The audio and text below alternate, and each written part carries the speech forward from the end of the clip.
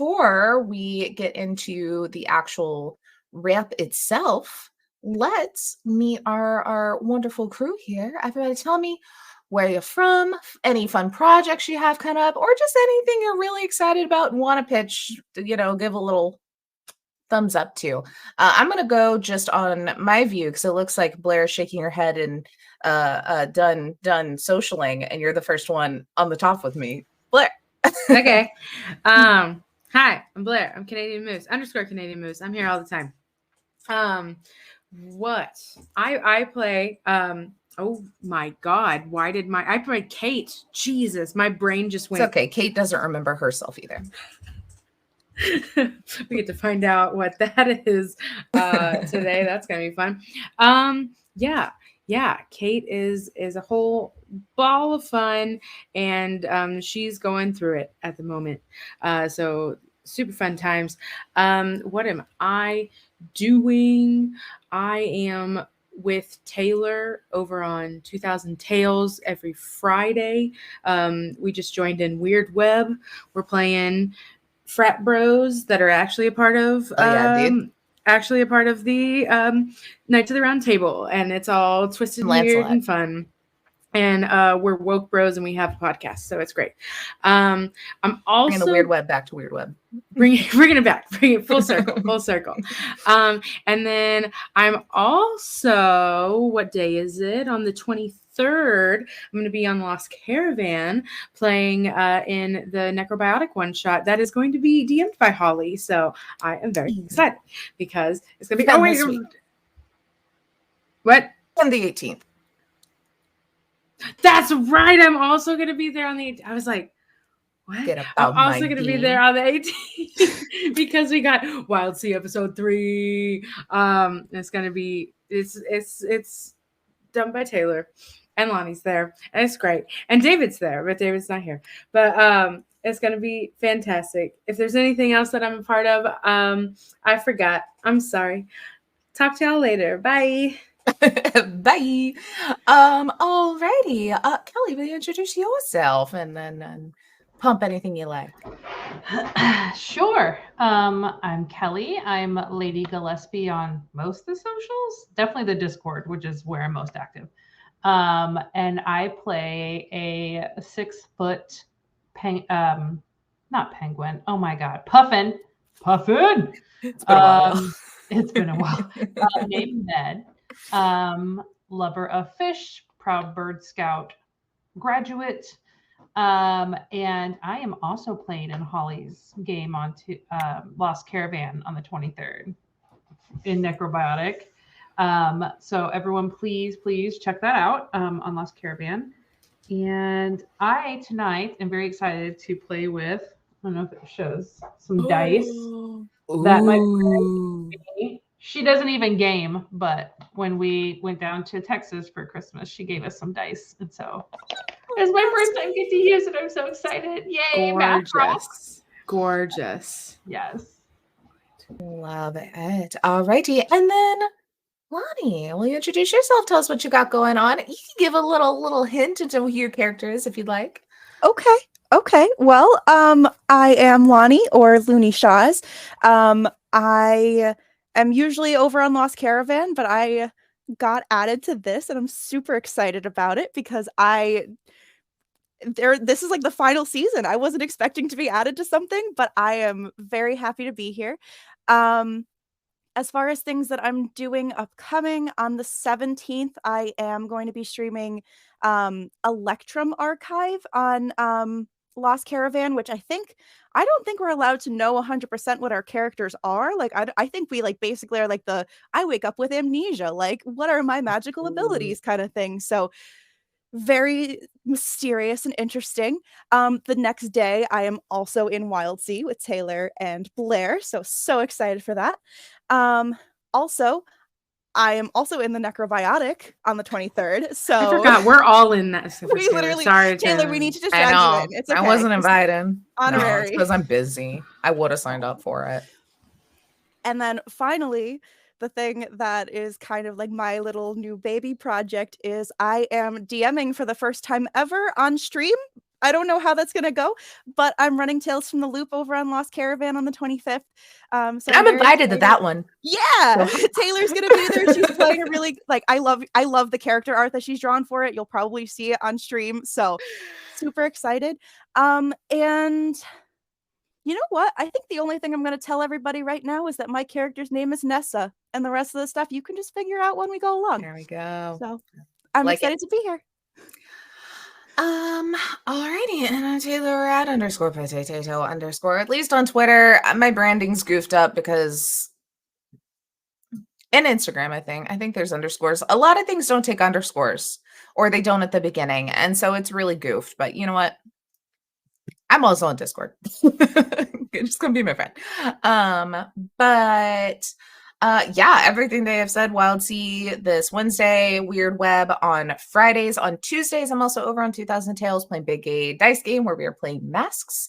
I am Wiz, basically a very peppy the Flash. I'm very fast. He's very fun. Tales from the Loop. Got that. For Fridays in February, because Weird Web is going to be on a hiatus over on 2000 Tales Roleplay, I will be running a 4-part cyberpunk series, which I am very excited for. It's going to have the usual crew from Weird Web with the addition of Finn Finacini is joining us.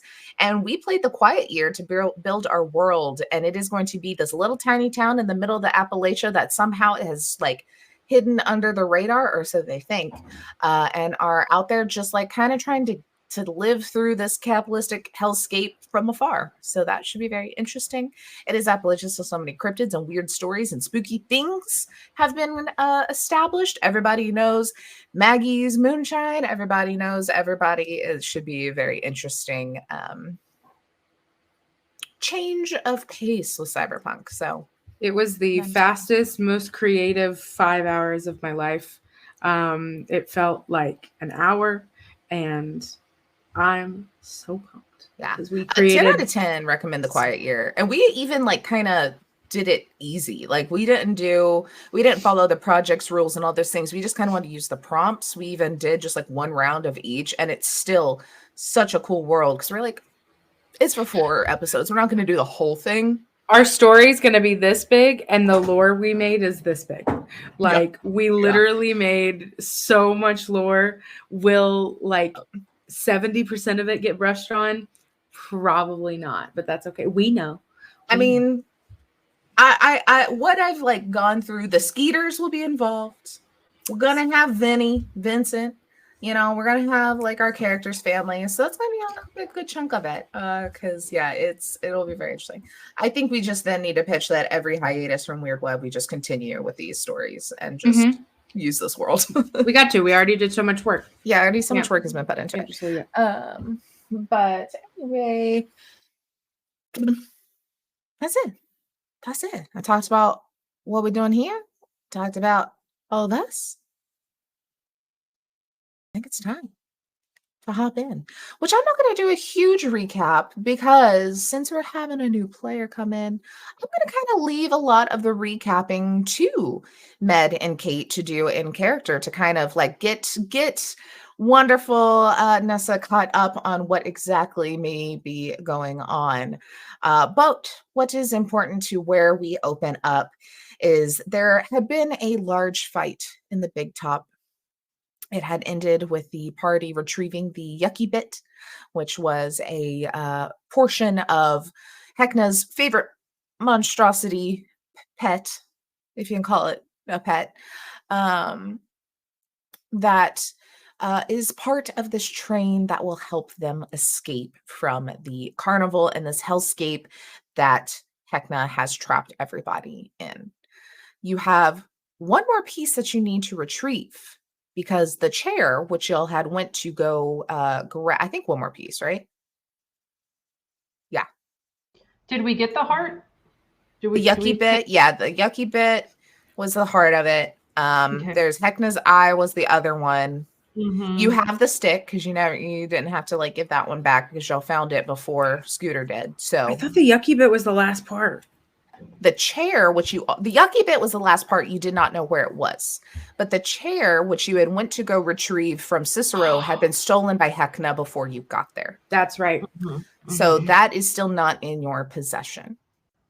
But you got the yucky bit as the carnival went into chaos. The blood red moon has rose over the carnival as everything is going apeshit. The thralls, almost all of them, have immediately turned into feral, mangy thralls and were attacking places. The Arachne had left the big top and are acting as a police of sort with their very gang-like mob rule, and are all over the place. And y'all were able to sneak out with Stefano, who you found absolutely trashed from some no good thralls beating the poor little guy up, and made your way out to the Shattered Station, where the Choo-Choos, Locke, and the Toy Maker all waited for you. You were with, last time we saw Laird, I feel like, because he's basically a DM NPC at this point in time. Last time you saw him was pre the big top. He had not had such a good time at the dungeon crawl that was the Helvis's lair. I can't remember the name of it currently. So where he is unknown, because he did have to go change clothes because he did still kind of look like Marie Antoinette without a shirt, which worked for it was him, hot. if we're gonna be honest. Yeah, it was pretty hot. But you made your way to the Shattered Station, where Med finally, having enough of poor Kate's shoe debacle, as the shoes seem to be reacting to the chaos of this carnival in a way that was hurting Kate. So Med decided to remove curse, focused in on this, and we left off with Kate's feet stopping finally from the constant dance they have been in for literally as long as she could remember. So Kate, you've had this searing pain running up your feet and around these bandages, or not the bandages, the ties, the ballet shoes. That, like I said, was just kind of relieving to feel something that you hadn't, you didn't realize how numb you had gotten to your general situation, as memories or flashes, which you assume were memories, come flooding back. You see you from your point of view. You can see the red hair kind of floating in the wind, but very small, probably child size, looking up at your parents, two very loving. We'll say, just for real cutesy fun times. You're like at a park, having a little picnic, enjoying some time, dancing, singing. Seems like they also were a part of this talent that you had apparently seemingly inherited. You see flashes of first loves and little stealing kisses under the bleachers kind of vibes. You see, flashes of going to different places. You see beach, you see forest, you see mountains, all from what seems to be a caravan of sorts. It seems maybe the music was all a part of a family traveling ordeal. And then you see the lights and the colors of a big top. You see your caravan along with others. You see yourself performing on stages. You see your parents performing on stages. All of these flashes very obviously within a carnival. As you see candied apples, popcorns, all of these sort of things. And through all of this, everything is very much those rose-colored glasses. Everything's very light and foggy. It's like good, looking back on the good times, and things kind of start to change as one of your parents isn't ever in the image anymore. Your father figure is no longer seen, as then you're performing. Your mother's still performing. She's getting older. You, see, you can feel now almost this wash of like anxiety, disappointment, these things that you immediately recognize as things you feel for yourself. It's that I can't do it, that stress of that sort of thing. Until then, there's another flash. This time seems to be a funeral. It's your mom. She's old. You were late in life. You're remembering these sort of things for them. You go on, continue still in this carnival. And then after a bit of that constant anxiety, sadness, disappointment within yourself, you see a flash of a woman with a box. She opens it up. It's a pair of shoes.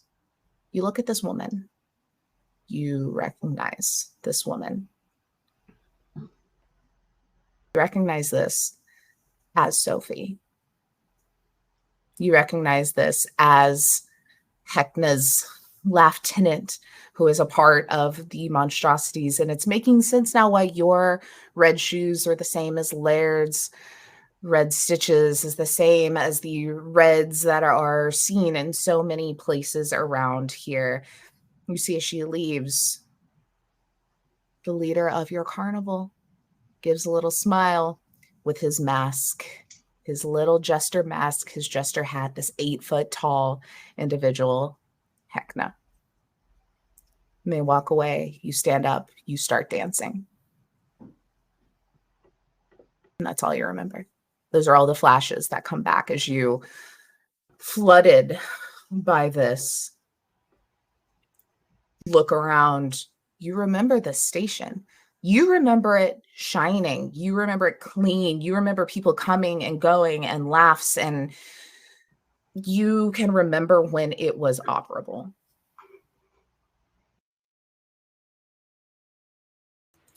So just to make sure I'm lining it all up, basically my caravan came to join the Revalia? This carnival. Mm-hmm. Okay. Revalia.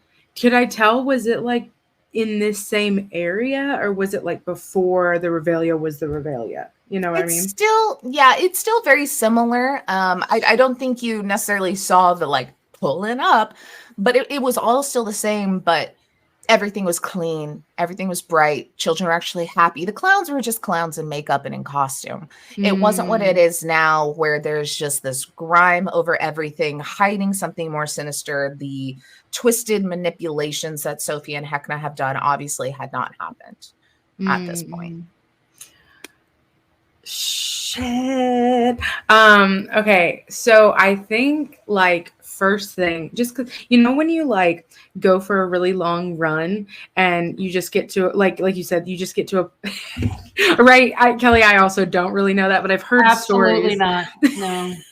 I've heard stories of long runs. By long run, do you mean 2 minutes? That's a long time, right? Yeah, exactly. 2 minutes? I could never. That's why we're here. We're doing this, yeah, because we're not. I've done 10 steps today, so I don't even want to look at my step count. Don't even want to see it. But yeah, so when people do long runs and then not us, but other people. I saw a documentary once, and you finish and you kind of you were going at a pace, and then as soon as you stop, that's when pain starts happening. Mm-hmm. Kind of like that. I feel even though I think it's different pain, it's not the same pain of the constricting ribbons from her shoes and whatever. It's just pain because for literally years her feet have not stopped moving, and so just kind of and oh my God, are my feet actually there? They're probably stumps now, just because I've grinded them into the ground so much. And And I think she was probably like just really like wide-eyed, like tears going down her face as she's like reliving all that kind of stuff, just like really deep, like just like basically having like a panic attack and stuff. And then like as soon as she like comes back to, I think there's like a brief like 5-second pause, and then she just screams and like screams for a long time. And it's like it like, unless anybody does anything, it changes from like you feel like an array of emotion. It's anger, it's confusion, it's sadness, it's also very like eerie, just the fact that it just like keeps going, because it literally I would picture it to like the elevator doors in The Shining, like when all the blood goes through. It is literally just like that's been trapped for so long, and just kind of like just a whoosh of all that. So that's what she's doing. All of the choo-choos are like working on the train and just stop and look over. Like the toy maker's kind of like futzing with Stefano and kind of like turns his head to the like confused face and just kind of looks over and then looks up at Locke, who just kind of turns away, just kind of like, she's dealing with something. We don't know her. This isn't our thing. We're just gonna scoot, and just kind of like scoots everybody into the train to like work on things. He's just such a good little guy. I think she'll probably like need a moment, like after just screaming for however long it is. Seems like forever. Probably just like scoot back and like to like a side of the room, and probably just like close her eyes and have her head down. And Med, you probably see, it's not like you're used to like the foot pattern of literally it doing this and stuff. It's probably like, if you looked at her feet, it's probably some like tap, tap, tap, tap, just out of like, that was what was familiar, you know, but it's muscle definitely memory. Yeah, exactly. But it's definitely, and there are like moments where it's nothing. But yeah, she's just going to have her head down in the corner, and is probably just with her eyes closed, recirculating back through like everything she just saw, like over and over again. That's a lot all at once. That's a lot. Med's going to hand you a popsicle. One of those like umpteen popsicles we have from the bag of holding, and tell you to have some. She honestly, she'll probably like take it and put it on her foot. That's not where that goes. Just kind of like another popsicle. Stop it, and gets it like at her face, like on her nose, and like because he's got big bird feathers, so it's like really hard to like get it just right. And he's like, give him this popsicle of whatever flavor you're wanting, slowly coming at you. She could probably like choke out like a.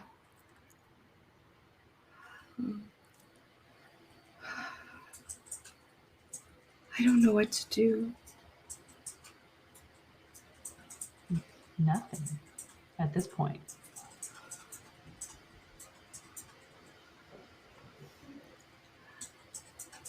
I know everything, and yet I know nothing. It doesn't make sense.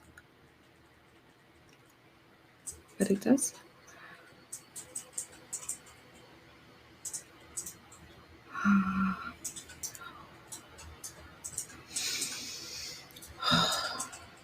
I'm very tired. Why don't you... We're in a safe place, right? We're in like like a boarding room or something. Why don't you rest? Metal, I don't know, pull some potion out, and it'll be something for sleeping. Yeah, Yeah, just some straight melatonin in a jar. There you go. Yeah, here's some leaves. Yeah. Nice. Don't mind these. They're fine. I figure she probably has like a blanket in a something, or someone has, or just, like her. I don't know. Is there blanket? I forgot. We're in like a thingy. Yeah, they've been living here though, so there's bunks set up. There's things for living as well. Okay. They've kind of been hiding out here.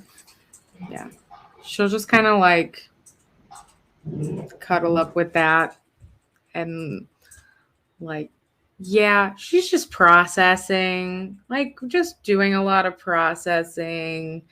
Probably going back and forth. You probably hear like a few more like deep breath panic attacks, a few more like little cry moments and stuff. Med's going to tend to your feet, any blisters or any issues there. He's just going to like wrap your feet. So you still have that like binding feeling that you're used to, and it also supports you, but it's obviously not cursed. Yay! So it'd be like a survival or medical or whatever medicine check, or that skill is what it would be. She'll like say thank you and then just kind of yeah, I think for her it's going to be a while, at least like a night, like an overnight thing. Yeah. At least. And this is, assumingly kind of y'all's evening. Like I said, it's always dark, but you had a day already that this is kind of the end of it.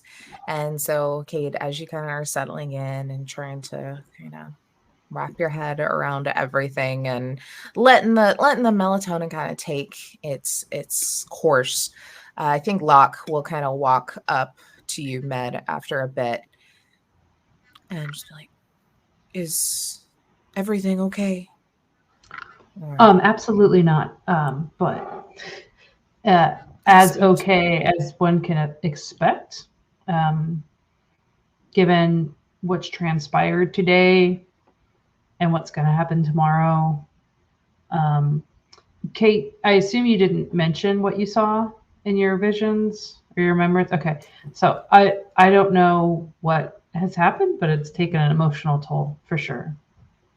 But we are surviving. Well, I'm going to take advantage of a bit of the chaos to hopefully slip back in and grab some things from my cart to hopefully help in tomorrow and whatever it is we do. And I'll return back. Is there anything in particular you need me to be on the lookout for? Or just kind of a grab bag of anything I see useful? Healing stuff is always good. Okay. Anything that's strong against someone like Hekna would be very helpful. And then new shoes for Kate. Something. I definitely have lots of shoes. Yeah. Okay. Mostly like, clothes, but yeah. Like something nice. Gotcha. Maybe, yeah, like a bright color. Yeah. Not red. I'm going to say probably not red. Probably not red. Maybe like pink would be a close. That's beautiful. Okay. Or maybe, green. White would be nice. Oh. New beginnings. I like it. Okay. Yes, I will put shoes and healing and anything I see helpful against Hekna on my list. I'll probably be back at some point tonight, but if not, I'll see you in the morning. If I'm not back in the morning, we'll look for you. Thank you. I appreciate that. Okay. And I'll kind of like pop his hood up and straps on his bag, takes a deep breath, like, oh God, I gotta go back in there. And then kind of rushes out the door. And as he rushes out the door, we're going to kind of switch to outside of the Shattered Station to our new friend here, Nessa, as you are tangentially aware that shit is hitting the fan. You know, you been here long enough to be like, oh no, something is very bad, and had kind of made your way back over towards this station where you could probably picked up your pace a bit when you heard this blood curdling scream from a feminine voice happen, and you see Locke, who, maybe you would have had some sort of interaction with in your short time in the Revalia. He runs the Lost and Found. He's a big, like, raven bird person. And you see him kind of slipping off, not really fully paying much attention around here to notice you. What do you think Ness would be doing? Are you kind of waiting? Do you think you're going to try and, like, approach, assuming that hopefully help is in here? Like, what's the vibe? I think when she first sees Locke, I think she would probably, like, try to act like she belongs there. Like, she's not Mm-hmm. like she's not trying to look snooping or anything like that. She's like, she has a shirt that looks like it belonged from the carnival that she has from somebody. Like, she kind of looks like she belongs. Mm. Um so I feel like she tried almost kind of just like really wave really quickly if he does look her way, but if not, I think she'd want to kind of be a little, like, not nosy, but like a little nosy, kind of figure out what the scream is. Mm-hmm. Because I don't know, she probably doesn't know how to help, but it's one of those things where, like, if you're close enough to hear something like that, you want to make sure everything's okay. You want to make sure it's not someone actively being attacked. They have somebody with them to make sure they're okay. So I think she would Right. kind of, like, the second she heard it, I think she would kind of, like, straighten up a little bit and try to go towards the sound. But I don't think she'd, like, just walk through the door and be like, "Is everything okay? Like, hi, guys. Hello, I'm Nessa." Yeah. So I think she'd almost try to see if she could, like, um maybe see if her, like, little squirrel friend could, like, tell her, like, maybe look through one of the windows or something and see Yeah. if she can see something. Yeah, absolutely. Yeah, thank you. You kind of get a little like, can you go check it out? Okay. Like, you have enough, even without having to cast, like, speak with animals, having a companion with you, enough of, like my dog knows when to say, hey, go get a toy. So if you say, hey, go check it out, you probably know what that means. Mhm. And so you're able to kind of sit them down, and they scurry off and rush up the side of the building to where a lot of like the lower windows are all boarded up pretty securely, but there's kind of those little they call, like, transom windows, those ones that just kind of Oh, flop open like that, yeah. up there at the top that you see them kind of perched on. But then your attention is pretty quickly pulled to the side of you, where you look over and you see coming out of the trees two individuals that are in, like, full clown attire. They are, like, foaming at the mouth. You can see their teeth are all, like, shaved to be, like, spiky sharp. They're, like, you can see, like, even bits of, like, their skin and stuff don't look to quite match. It looks like it's kind of sewn maybe from different materials, different types of people. It doesn't look very good. And like I said, like, foaming at the mouth, laughing. They are speaking any language you do not know at all. It is literally gobbledygook. It is the language of the carnival, of that these thralls speak exclusively, as they seem to probably have heard the scream as well, and are rushing with these, like, bats that have all these spikes on them. Like, one of them is just kind of like sharpening their actual, like, fingernails that are essentially claws. They look like they are coming to check out whatever this is. Okay. Um if I see this, they haven't seen me yet?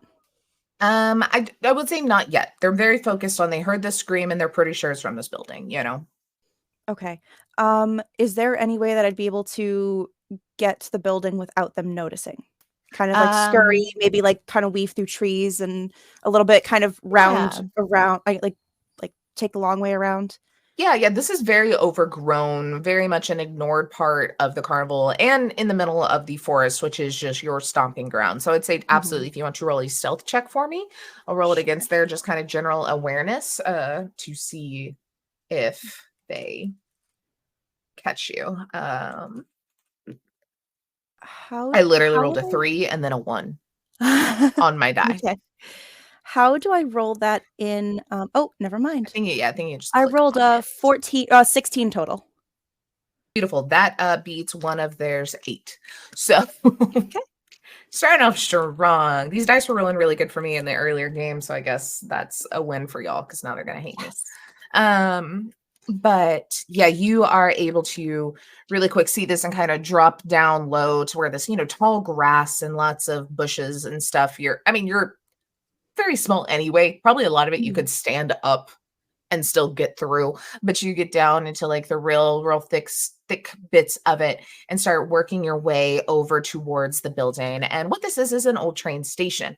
So you can see that on one side there is kind of a porch with the stairs that go up to it, to where there is the ticketing booth and you can go inside to the actual station, where the back side is just a solid wall, probably was offices or so, or doesn't have a lot of room compared to the track itself.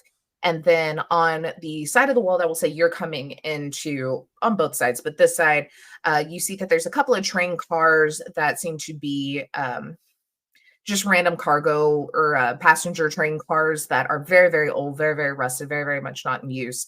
And on the side of the wall, there is a, big archway that the trains would be able to come in and out of the building that has been fully boarded up. It is like, for someone your size, if you did want to spend some time and try to like wiggle your way through or whatever, or pull off some boards or something on the window, you could probably do something of that nature.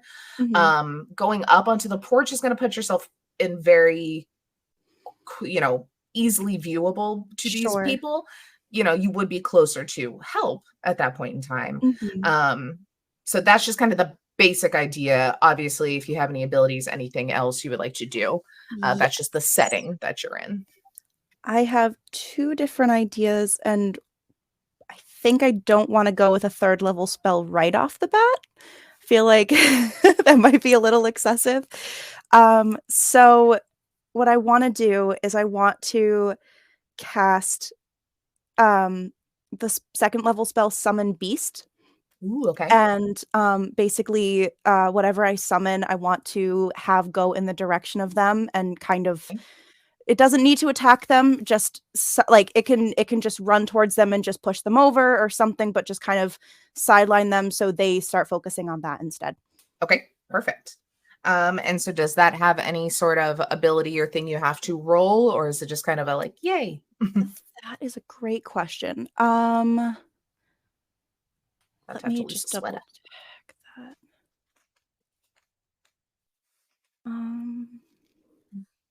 So would that be if I just click the cast button on D&D Beyond? Would that tell me if there was anything I needed to do? I think it should in the subtext of it. Oh, I don't remember how If you hit cast, it'll either roll what needs to be rolled, or it'll just count it as a pip on your levels. Okay. Yeah. Let's see. So it just says casting time 1 action. You call forth.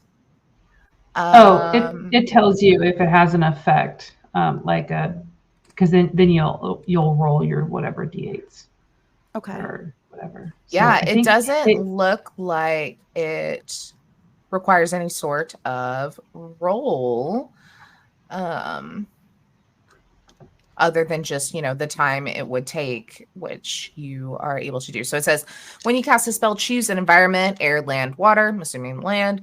The creature resembles any animal of your choice that is native to the environment. So think what would be in a woodsy setting, which determines certain traits in its stat block. The creature disappears when it drops to 0 hit points or when the spell ends, which is an hour of concentration. The creature is an ally to you and your companions, all that sort of stuff.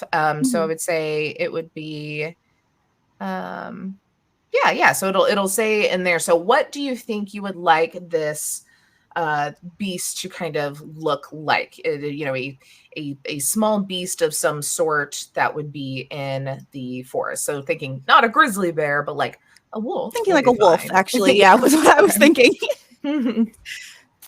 Something that'll go and just kind of like push them down, even if it's just to scare them and distract them. Absolutely. You summon this and just, you summoned it. It knows what you want. And so it immediately kind of does that, like ready to go look stance and kind of looks over at you for like that last little nod and then just like tears off, like kicking up dirt as it goes, just growling, and goes towards these thralls that are very much going to scream and probably start hitting at it. Like there's a scary wolf coming at him. But that does seem to, at least for now, distract them. Perfect. Enough. So then when they're distracted, I want to go into the cabin and let the people inside the cabin know that there are people after them because of the scream. Like I heard it, other people heard it too. I don't know who's after you guys, but doesn't look good, kind of thing. Yeah, no bueno. So you kind of rush up onto this porch of this building here, and you're able to kind of just see through and kind of start kind of rattling on the doorknob. Let me actually real quick roll to 2. Poor Locke was just like so nervous about going. He didn't actually lock the door. So when you kind of go to rattle, it is unlocked. And if you kind of open it and look in, I would say Med would be the one still in view because Kate is now in bed. The others are busying themselves on the train as to give Kate and Med privacy.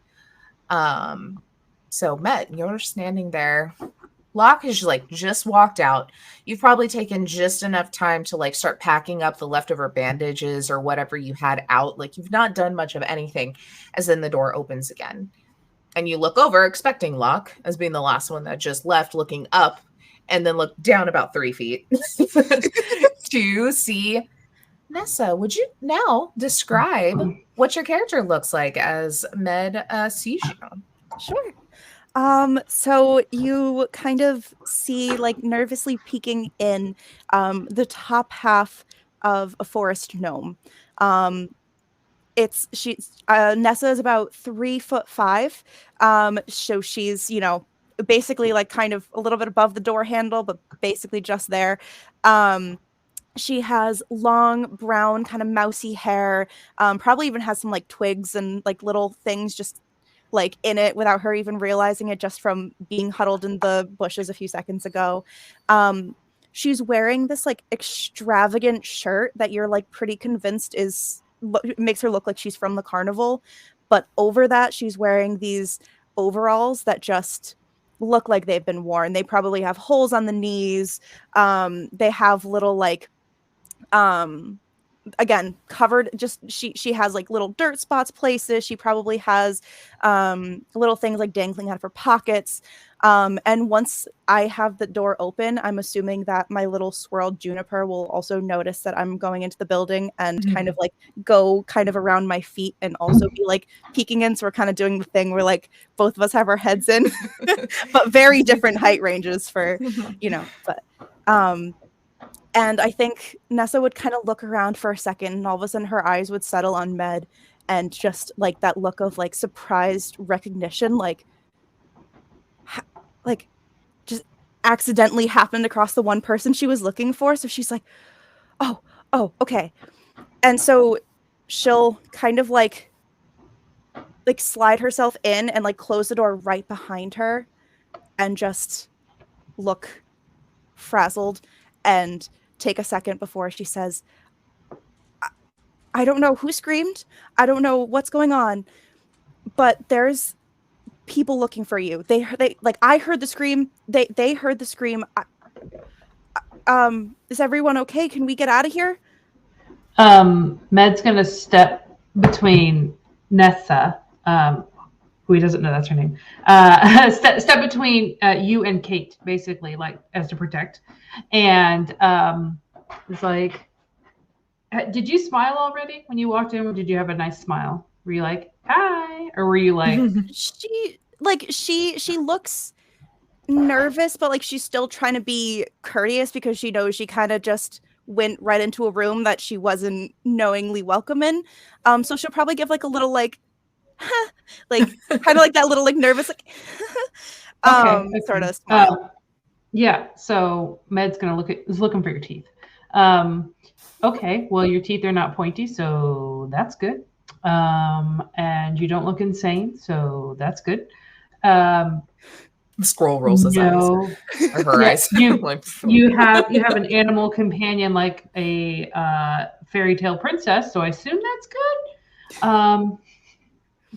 And squirrels are often not rabid, so you're all wins.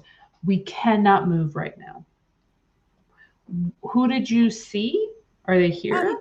I mean, they might be taken care of. I sent a wolf after them, but like two really weird looking, like really bright colored hair and like the teeth thing you mentioned, not normal teeth, like patchy skin and stuff like that.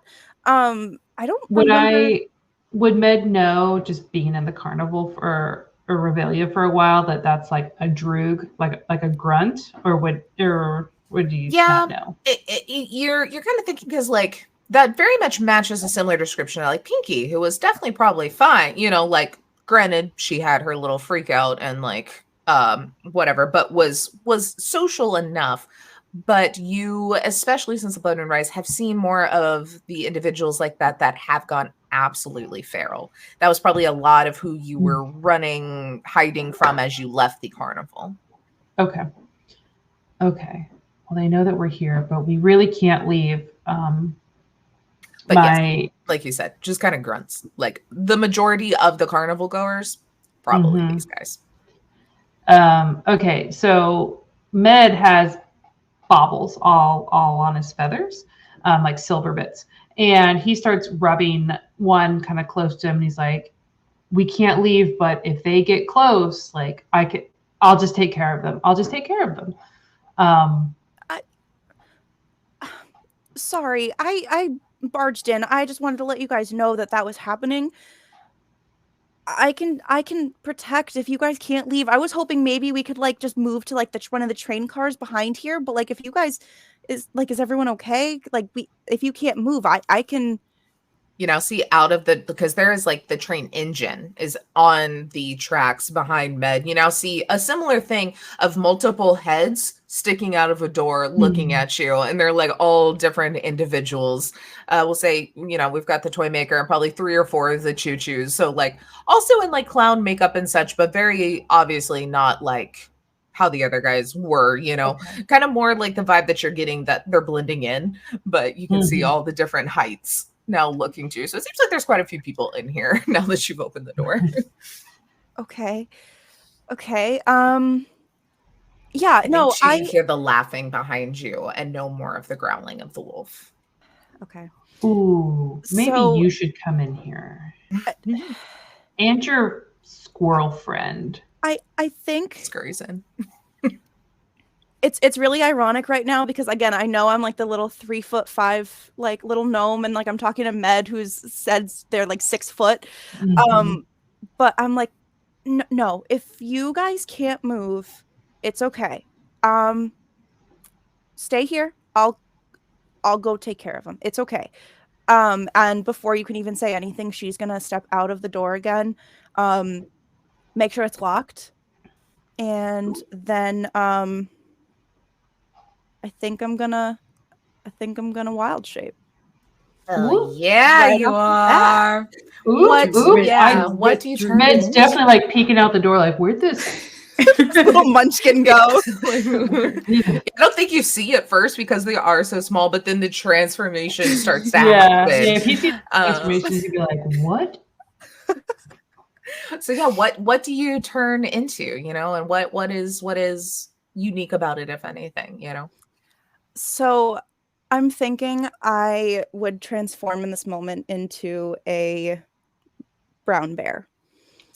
And I think in my situation, it would be like, I'm trying to think of what would make it unique.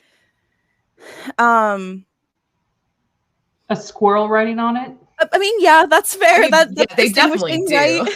right? Yeah. I want to say that like she has this one hair when she's like in her gnome form that like always kind of gets in her face, and on the bear too, it's just like this one like piece that's just longer than the rest of them, like on her forehead. It kind of looks like a little like tuft that's just like sometimes it's sticking out, sometimes it's like kind of hanging down a little bit, but it just like is weirdly longer than the rest of her hair, and like she can't explain why, but she's not good at that. She's not that great at like getting haircuts or whatever. Like she probably just does it on her own. Right. So. Or your little squirrel, like just with a sharp rock, is like sitting up there on your head, just like doing little trims.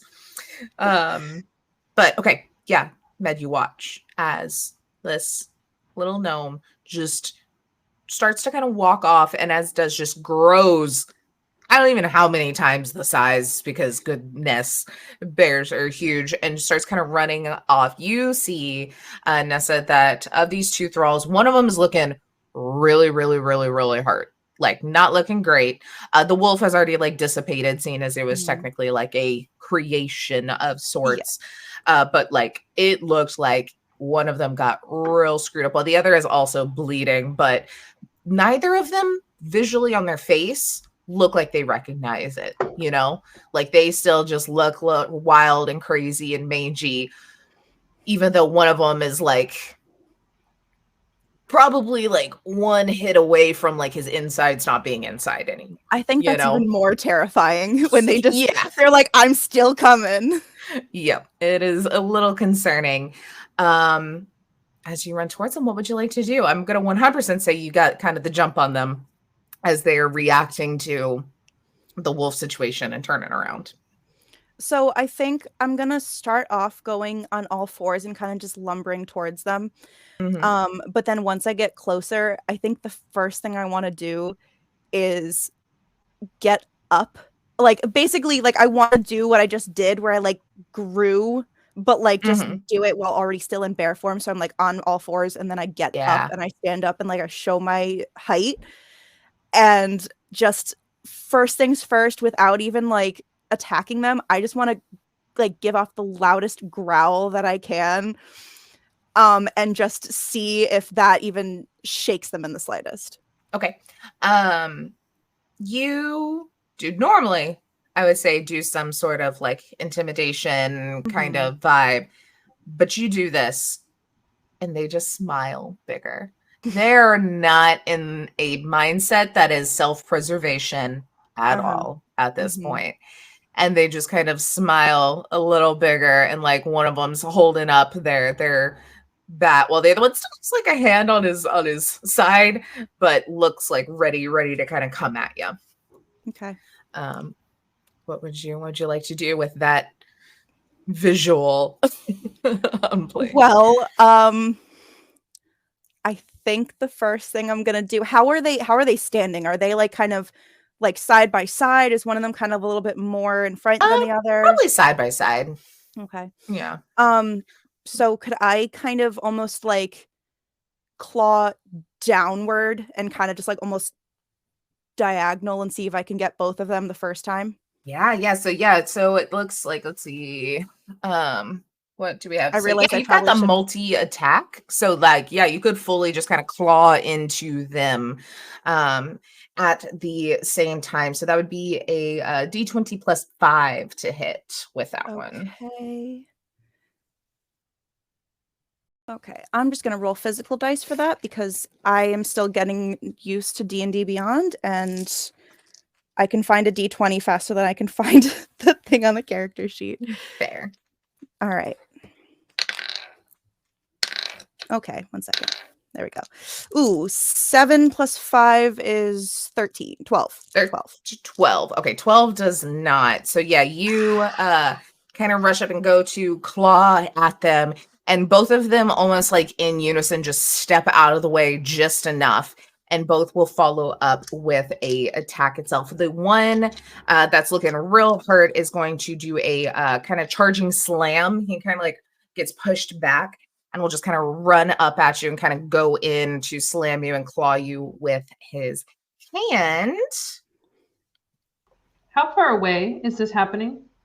I'd say probably like 30 feet because he's got a 30 movement, and we said that, you know, kind of from the porch. Yeah, the porch there. Okay. Mm-hmm. Since Nessa was able to kind of get there in a move. But that one is a 13 to hit, which will hit the bear. Okay. And does that literal minimal damage of not minimal damage, that's 2 dice. That is for 8 damage. Okay. To the bear, where the other one straight up goes to bite you in the neck. Wild man. Yeah, that's the first thing I would think of when I'm being attacked by a bear. Yeah, like, you gonna bite me, I'm gonna bite you. I don't think that is gonna hit. That is only a 10. Nope. Yeah, that will not hit. I think my base is a 12, so beautiful. So Med, would you like to enter the fray at all as you were watching this? Yeah, as soon as I see that she's getting attacked, trying to protect us, I'm going to stand on the porch and hit and do a guiding bolt. Okay. Actually, no, I'm gonna do my shield of faith. No, what's it? My spiritual weapon. That's the one. That's the one. It's 60 feet. 60 feet. There's so many cool things you do. Perfect. Yep. You can throw that down and you can attack one of them. Do you want to attack the more hurt one or the less hurt one? I guess the more hurt one. Let's get that guy dead. Let's see. Does a 15 hit? That just hits. Yep. All right. Okay, so they get a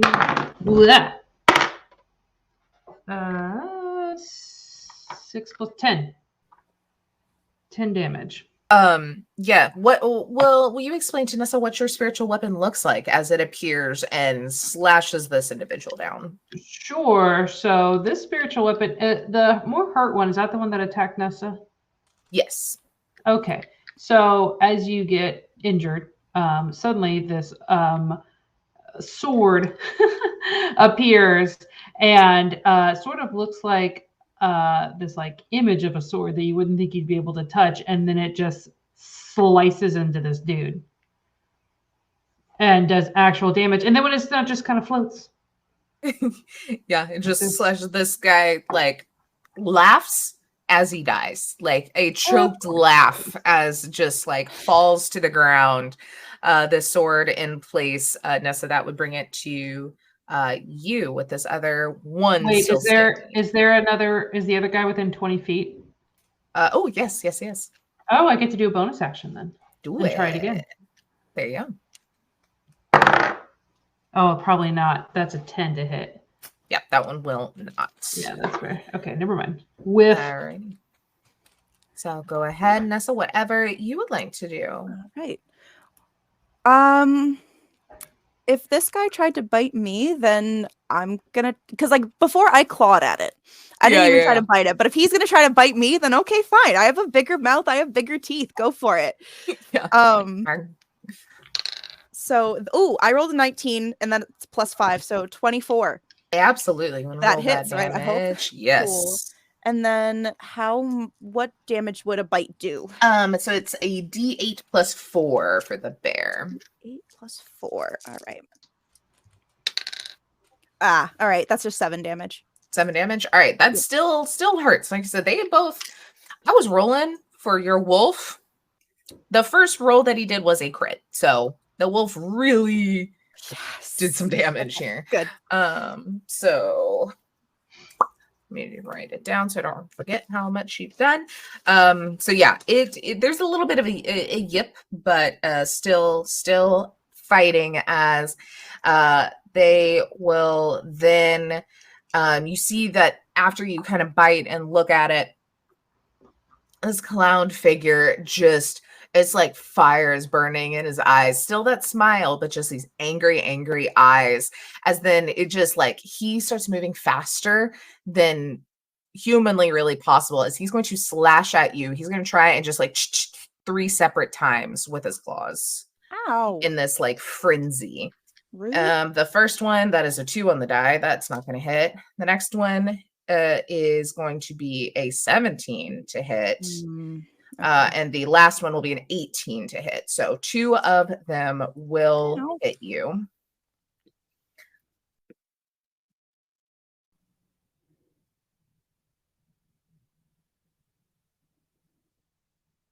$25. I'm sorry, I did roll max damage on one of those. Oh. As just like cuts deep into like your big old bare neck. So just so I know, when I'm in my bear form, I believe I have the hit points of the bear kind of added on, like stacked on top of mine. Yeah, so this isn't going to hurt yours. So it has 34, so you should still be up currently. Right. I've lost 20. 1 second. Math is hard. I've lost 33. So okay, so yeah, you are just barely still up as the bear, but yeah, it does not impact you as a person's HP. It is that creature. And then back to Med. Did you see this guy just scary fast moving? Oh, you're muted. Kelly. Thank you. Sorry. My sword is going to keep doing the thing. So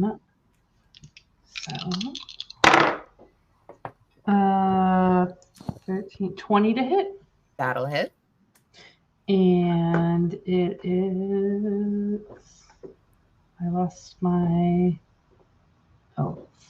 6 damage.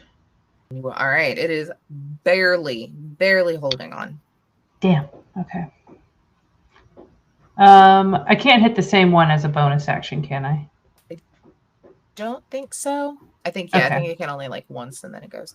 Do you have anything else you'd like to do or wrap that?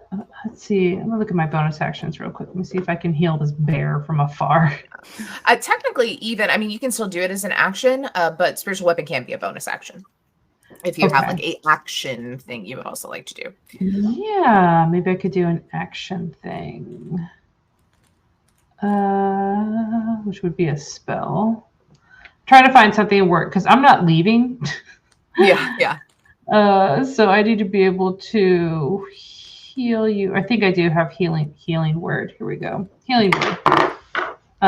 So I can I'll do healing word on my bear friend. Do you want me to roll it twice because it's 2d4? Do you want me to roll it twice or double what I got? You can roll twice. Okay. So that's 7 plus 8, 15. So 15 back to Nessa. That's 16 for the bear currently. And it is your turn. All right. So I am going to kind of like with this like renewed energy kind of thing. Like I know I kind of burnt out really fast, but then all of a sudden like feeling like this kind of rush of like healing again. I want to just lunge however I can at this guy and just kind of try to get him down. And if I need to maul him, I can maul him, but just basically try to get him down. Yeah. Just go in. Yeah, you can go in with the claws here. So if you want to roll +5. I rolled an 18 plus 5 is math 23. A lot. So 2d6 plus 4 as you just kind of jump on him. He can't hold himself up, and just dig in. Can you okay, there we go. Okay, so 8, 12. 12. What does it look like to Med as you, in bear form, end this monster's existence?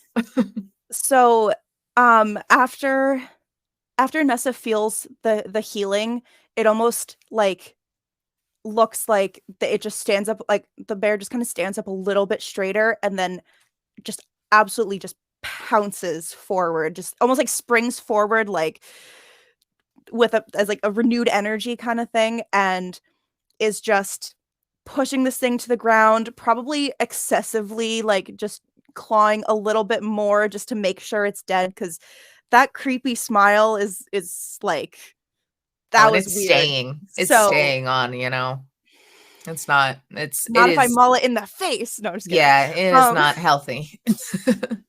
So yeah, I just I slash it. I like pounce, slash it, and then I think just waiting for a second, and then just one final slash just to make sure, kind of seeing if it's still moving, and then just to make sure, and then kind of just waits for a second and stands back up on its hind legs and turns around with this face of just I don't even know if a bear can look grateful, but just kind of content, the dog kind of just relaxed, just he kind of and yes, I'm a bear. I'm a bear. I do my bear things. And then I also will look around and kind of show that I'm looking to see if there's anything else that might be coming. Yeah, go and do a perception check for me too. Using bear stats. Bearception.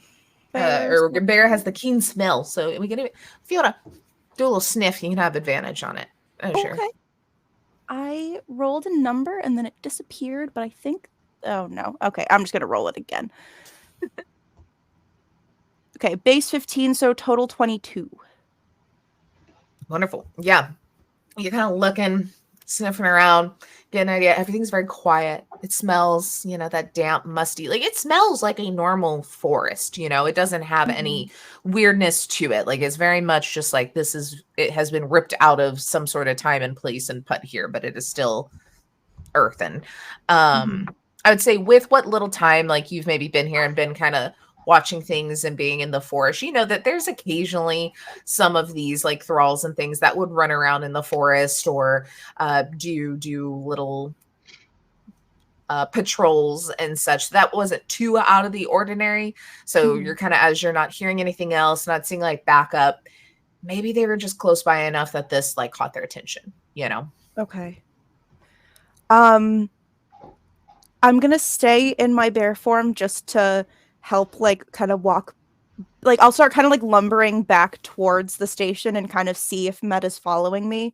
But then once we stayed at the station, so you would kind of go back towards him. Right, because whenever I hear sword in my head, I just assume that means that he's right there slashing. That was what was happening in my head, and now that was even more badass. Got it. So then I'll kind of lumber back, and I think once I'm slowly walking up the stairs, I'll just slowly start shrinking back down to 3'5", little Nessa with her little overalls, and say, "Is everything okay? Thank you for your help back there. I think you healed me. It seemed like it really helped because." I think I might have pushed it a little too much, but I wanted to protect you guys. You good? I've got questions. I think now that we're safe, I can answer those for you. Do you want to go back inside? Yeah. Okay. And okay. So once we're back inside, Med's gonna check on Kate, make sure she's still resting. And Nessa will kind of keep her distance a little bit because she knows, again, she intruded, so she's trying not to she'll peek a little bit, but she's just trying not to be intrusive. Yeah. So he'll say, so you changed into a bear. Yeah. You didn't seem surprised. So I assume that was on purpose. Yep. Yeah, okay. I've only met one other person who could do that, and that person was a druid. Well, that makes sense, because I'm also one too. Oh, awesome. Okay. You also seem surprised, like, we haven't seen you here. Did you just get here? Well, I know time's funky, but like you seem surprised by the like creepy smiles. I don't know how to put this, but I've kind of been watching the circus from afar. I'm not really a part of it. I've kind of actually been on a mission. It might be for you. I never introduced myself. I'm Nessa. I feel like I might know what your name is, but I'm Med, and okay. My compatriot back there is Kate. She would introduce herself happily, but she's not feeling the best. Okay. Well, and then she's gonna start kind of like looking through her like overall pockets, and she's going to kind of like find what she's looking for in like one of the topmost pockets, and she's gonna pull out a tiny little actually it would probably be a little decent size, especially in her hands since she's so tiny, a puffin feather, and she's gonna look at you and be like, I feel like you know what this means. Your family's looking for you. He's gonna take the feather and he's gonna smell it, and it might smell a little bit like me. I've been traveling for a little while. I'm sorry. It doesn't matter. This smells like he's gonna smell the salt and the like sea. You know how like that smell of like seaweed kind of just permeates everything whenever you go to the beach? He's gonna smell it and know this is from my mother. Yeah. So I don't really belong to the circus. But I was supposed to come find you, and this is where I ended up. And I don't really know anything about the circus that's happening out there. I like, this stuff is just to kind of help me blend in. I can look like a tiny little.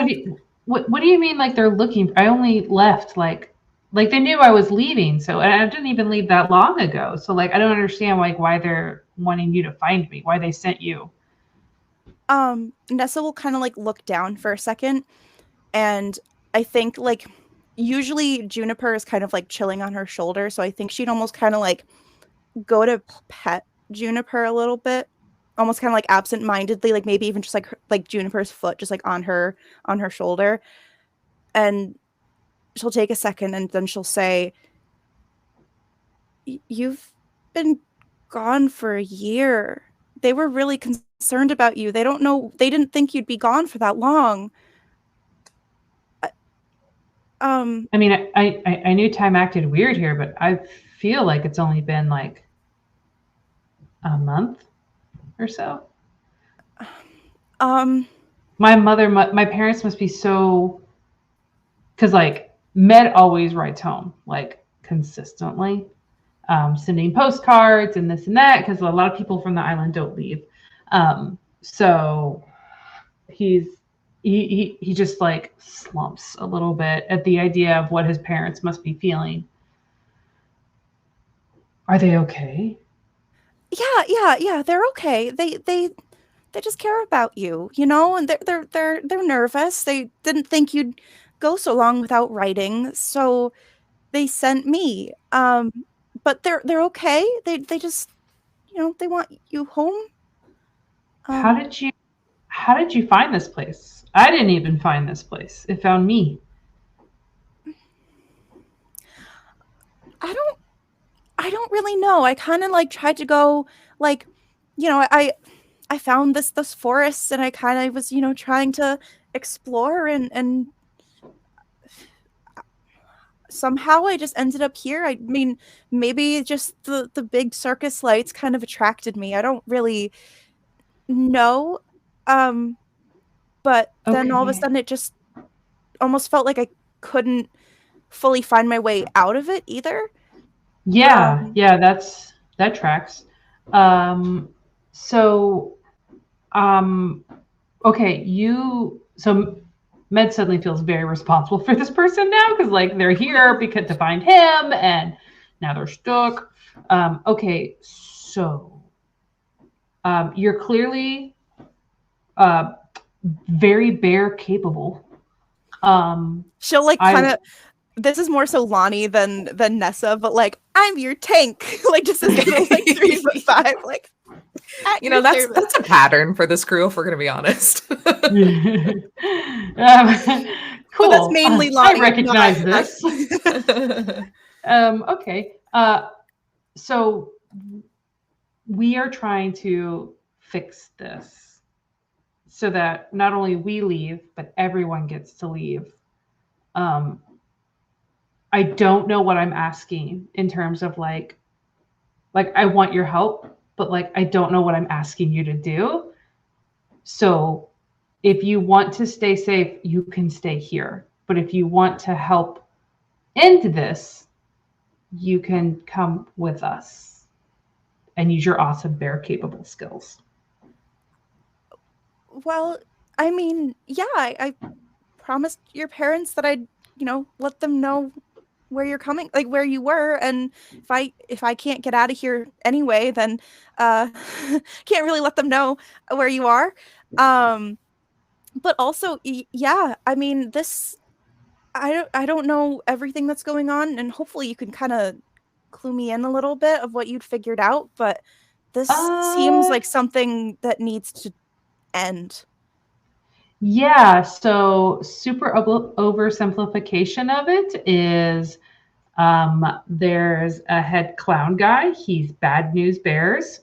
Oh, pun not intended, but I really like it now. And then we are slowly trying to kill him. And we have done lots of stuff. We stole some pieces that had seems like a bit of his essence in them or his soul in them, and we are trying to take away his power and start up this train engine situation again because people used to be able to come and go as they please. So I don't know how what we're really facing with the big bad clown guy. His name is Hekna, and like I don't know how strong he is, but he's the head guy, so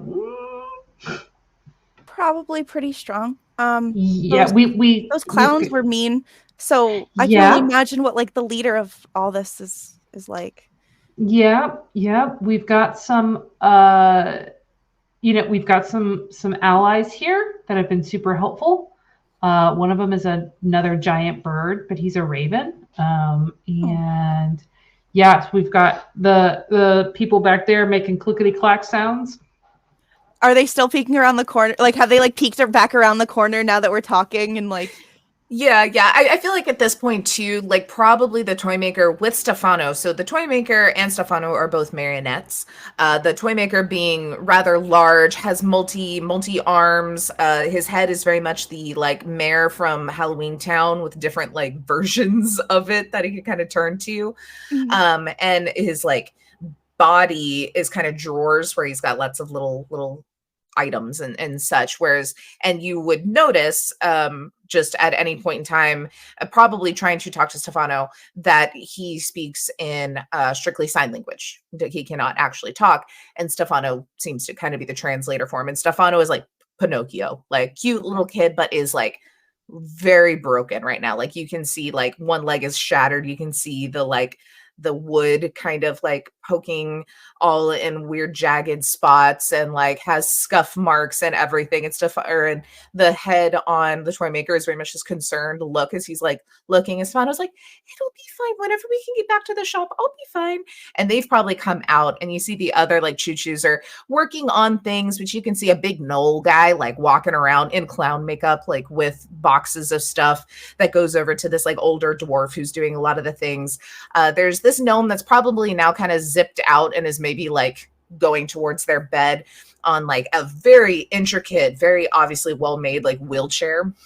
And just kind of is like trying to be very quiet and like, I'm not going to get in this. I'm not going to get in this. I don't know what's going on.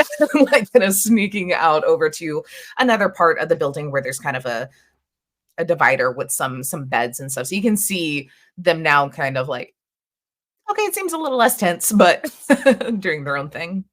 So you said that the toy maker and Stefano like are like completely visible to me now. Yes, yeah.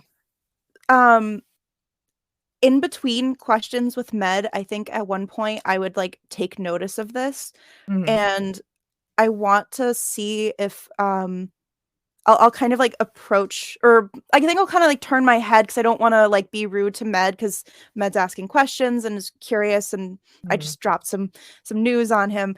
But I'll kind of like catch notice at one point of Stefano and kind of turn to the toy maker and be like, do you want me to help? I can mend him. Would that close to like a surprise little face, and you can see him start to, I don't know sign language, otherwise I would do it any proper way. I know the alphabet and that's it. But Stefano looks at him, but then very clearly is like answering for himself. Like sees and just shakes his head and then does not translate as he's like, what, you are you, oh wait, it's this like little boy, are you like the woodworker like him? Well, no. But I have a little bit of magic that it's called mending, you know? It's a like nice little spell. It lets you fix up broken toys and you know, broken doors, you know, all that sort of stuff. Like they did the same thing as doors, so maybe. Do you want me to try? Okay. So mending is a cantrip. It's by touch. The spell repairs a single break or tear in an object you touch, such as a broken chain link to, like, you know, blah blah blah blah. Yeah. So it'd probably take a few tries to, like, maybe I can like mend like a few parts of, you know, like it'll just take a little while. Yeah, and I think he's, you know, a couple of different kind of angles, making sure, you know, making sure he can kind of move his knees still and everything is proper, as kind of gets it all together. And, you know, say, you know, that maybe there's even like some tear in his clothes that you're able to match up real quick. And so he'll just kind of take a cloth out of one of the drawers of the toy maker and start like rubbing off the scuffs that were, you know, not actually repairs. And he's like, I'm like brand new again. Thank you so much. You're welcome. You're very well. Okay. Does he know that? Is this like a Pinocchio thing where he doesn't know that he's a toy? Oh no, he knows. Okay. Okay. He's like, yeah, I know. I'm wood. I don't know how I can talk. Weird. He's like, you're a very cool puppet. You're so cool, and you look so good. And she'll kind of like do like something that's kind of the equivalent of like just straightening the bow tie just to help finish him up. He legitimately has a bow tie. Like I think it's like a little sailor's looking, like little kid sailor old timey outfit, like, with the little like capelet on the back of the shirt vibe, you know. And like after I'm done with all this, I'll still kind of like make sure I'm like looking at Med as well, and like, do you have any other like? Just kind of like trying to maneuver two situations, but still like, do you have any other questions? And not try to just end the conversation and move to another thing. But yeah.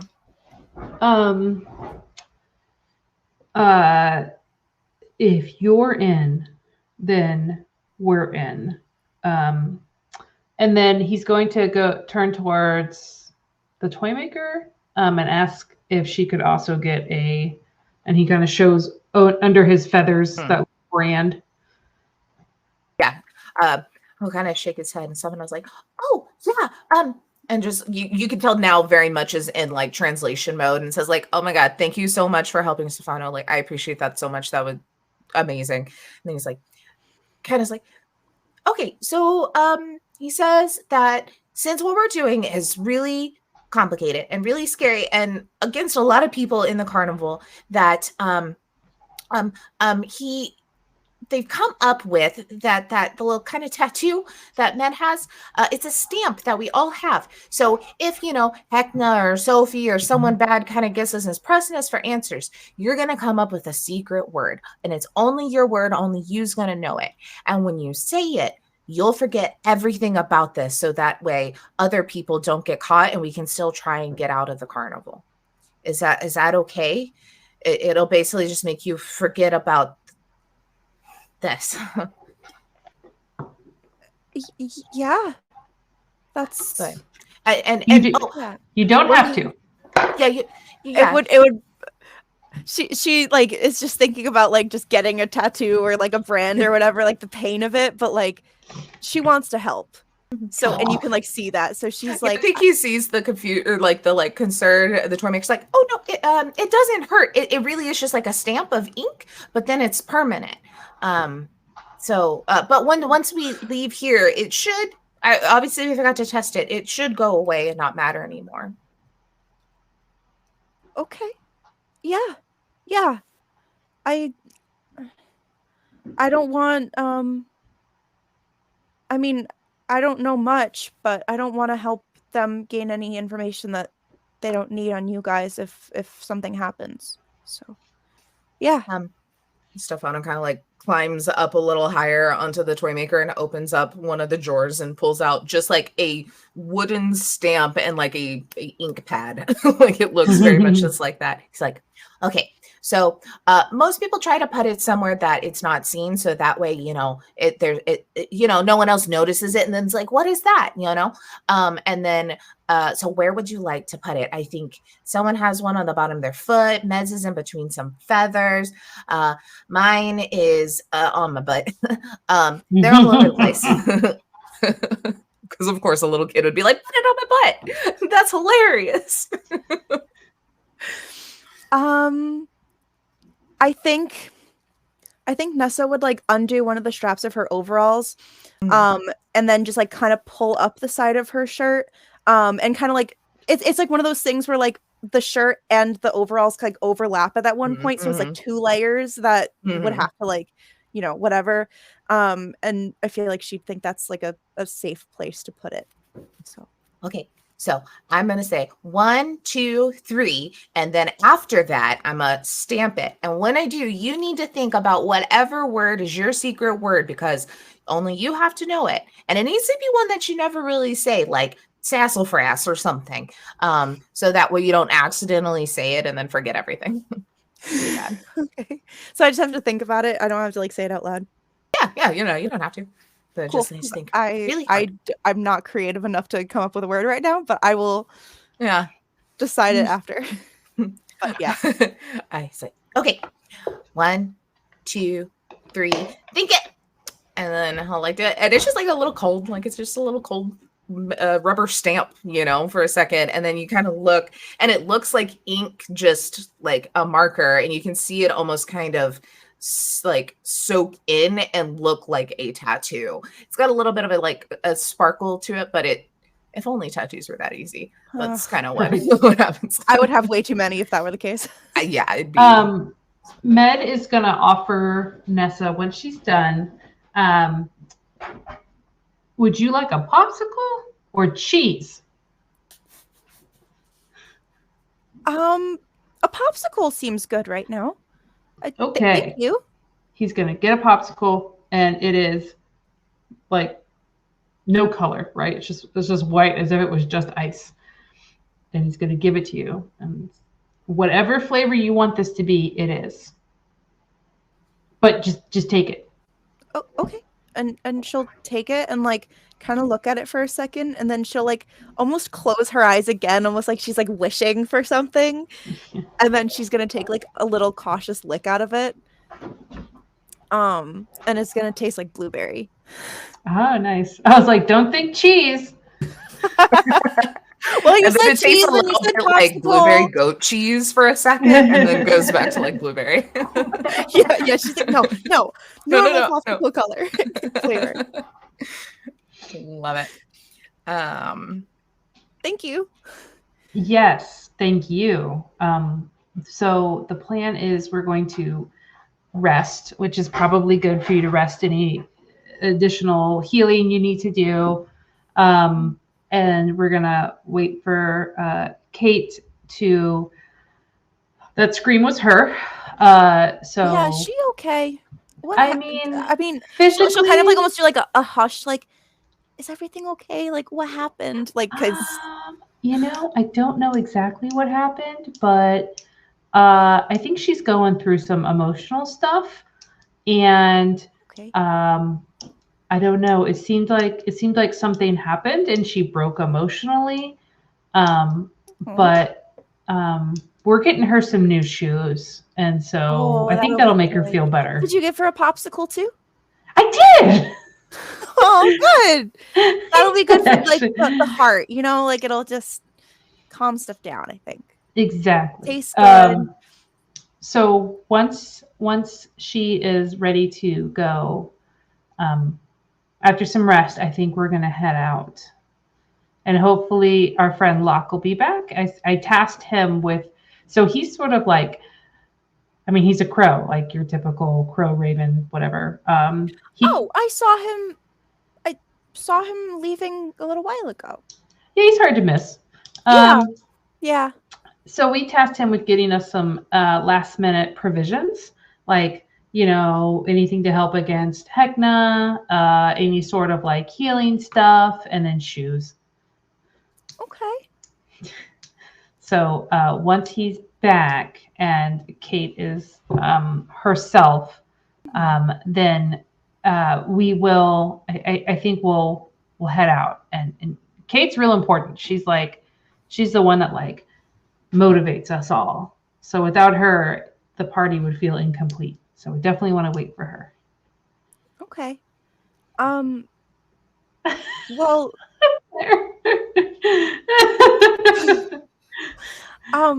Is there anything I can do to help in the meantime? Yeah. Okay, so everyone here is like a fae or like an aberration. So if you have any, do druids prepare spells, or do y'all just know everything? I have spells prepared. Okay. Yeah, it's like they have access to any spell they want to choose from and prepare every day. Yeah. Like okay, they so don't it's like learn a cleric. them at a level. Yeah. Okay.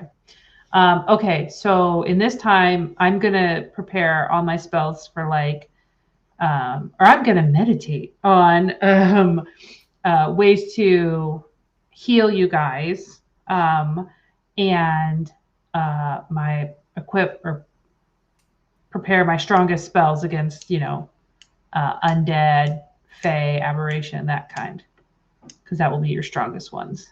Okay. But I like to protect, as you saw. So I don't want to get close. That's okay. That's I can't change into bears. It's funny because I feel like most people wouldn't think it, but like I can stand up for myself, but I really appreciate the protection too. You can stand up for yourself. The problem is when someone stands up to you too. So I'll be there, albeit probably a spiritual weapon form. Or just a guiding bolt. I'll try my best not to hit you. I'm pretty good. I appreciate that. Well, I can also you guys didn't see this. But I tried to see if I could just send a wolf on those guys before they could get here, but I guess it wasn't strong enough to completely get rid of it. but I think that might help too. And we're, I think there's a lot of animals around us. So, can you talk to them? Yeah. I can talk to them. I can charm them. This is Juniper, and she'll kind of she'll actually look in one of her pockets and pull out a little nut for Juniper to eat. Is Juniper a gray squirrel or a brown squirrel? I had a brown squirrel in my head when I was. Okay, cool. Awesome. I just want to vision the same thing. Could they be could the forest animals be sort of sentry? Could you have them make a bunch of sounds if someone gets too close? Lonnie as a player doesn't 100% remember if she can or not, but could you make a murder of crows appear? And then they just sit outside, and then if someone gets too close, they go rah, rah, rah, rah, rah, rah. That probably is something that I have conjure animals. Yeah, I think conjure animals will do multiple. Summon beast does one hefty one. Right. So yeah, you could get a pack of things with conjure animals based on certain things. Do we, and then Med's going to turn to the toy maker. Do we have any candy corn kids around still that could kind of keep watch while we are recuperating? Stefano's or are they all feral now? Well, I mean, if we're going to be honest, they've always been a little feral. So, really it hasn't done much of a difference. If anything, the danger is more the pack mentality, but we still have our few, and you'll see one kind of rolling with a wrench, and then the knoll is just chasing him, come back here, trying to go, following this kid just spinning around. Med's gonna toss him toss this the kid with the wrench some rock candy or something. Yes. Give me your loyalty. Psh, here's some rock candy. Yeah, immediately loyal. Just so you can have a image, Lonnie, on how absolutely terrifying this is to see, in the Midway Madness Discord channel, I'm gonna post what the children of the candy corn look like. Oh my gosh. Oh. Okay. It's not good. They are full abjuration, monstrous things that just happen to be the size of children. And they like candy a lot. I like them. So is this is this do they have the non-sharpened teeth? Is that how you're supposed to tell? Oh no. They probably definitely do. Most of them still have masks on, because if you see the one who is just a solid head of teeth essentially on the far right, it's not great. Yeah. I think Stefan will be well, they're very troublesome. We have our few that are really helpful, but honestly, if you just promise to give them shiny things or sweet treats, it'll be fine. I am this is the second time that Nightmare Before Christmas has popped up, but I am kind of thinking of the 3 kids that wanted to steal Santa Claus. Fully that vibe. It's that energy. Yep, definitely. Yeah, and then if you want, I can do summon animals and just have a bunch of crows in the area. Maybe is that something that I could do with just having them kind of be stagnant? So they not stagnant, but just kind of watching, so they make noise, just crows would do. If... Just playing Dead by Daylight, and the crows fly off and tell everyone where you're at. Fully, I'd be and since we'll be resting, we'll get all our spells back. So. Yeah, exactly. Yeah, absolutely. We can definitely do that. I just want to be safe. So you take a good night's rest. You have, some of the choo-choos are used to kind of doing these shifts to keep an eye out anyway. So you've got them looking. You have the children of the candy corn rolling around, ready to make a feral noise anytime something gets near these birds. And then I'm sure Juniper helps in what little bits until she needs to get a little squirrel nap in. And so you feel pretty confident that you're doing well. You wake up the next morning. This place is in perpetual moonlight, which is now still blood red. You look up at the moon, and like, you know, the normal moon has like the man on the moon, that's the craters. This one is like Hecna's face, and it looks like he's screaming. It's not good. So like what is that fucking Zelda game, Majora's Mask? Yeah. That vibe. Jeez, that's horrifying. But and also I'm realizing now why you guys have so much trouble telling time here. Even if there is like the whole magical thing on top, just like having eternal darkness doesn't help. So not the easiest to rationalize your head around. Here, I'll also send an image of it in the Midway chat, because they do have a good one of the moon, and it looks super cool. But Taylor, yes. Do you think that I would have paper and some kind of writing utensil in my bag? Yeah. I feel like that has been asked for a time before too. So that would definitely be a thing. I think. Oh wait, that is horrifying. She's like, oh my god, yes, that's bad. I don't like that. I think Kate woke up, like, still got the full rest, but woke up like a little bit early, and is probably like moved to the floor and has started just kind of like drawing pieces of the like memories that she saw.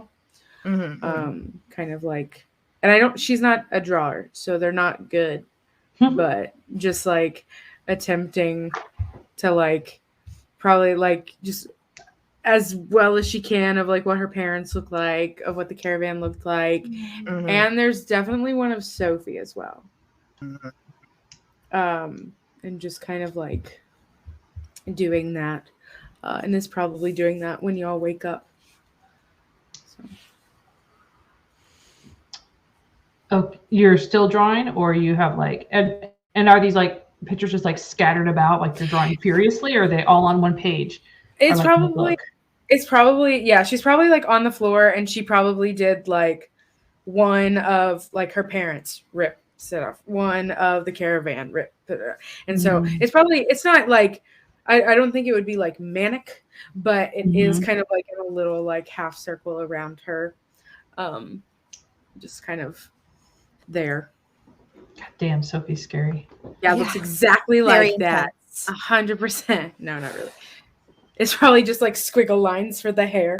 Yeah, this is what like a curly poof of hair looks like for sure. Yeah. Okay, Med's gonna be like, what you doing there?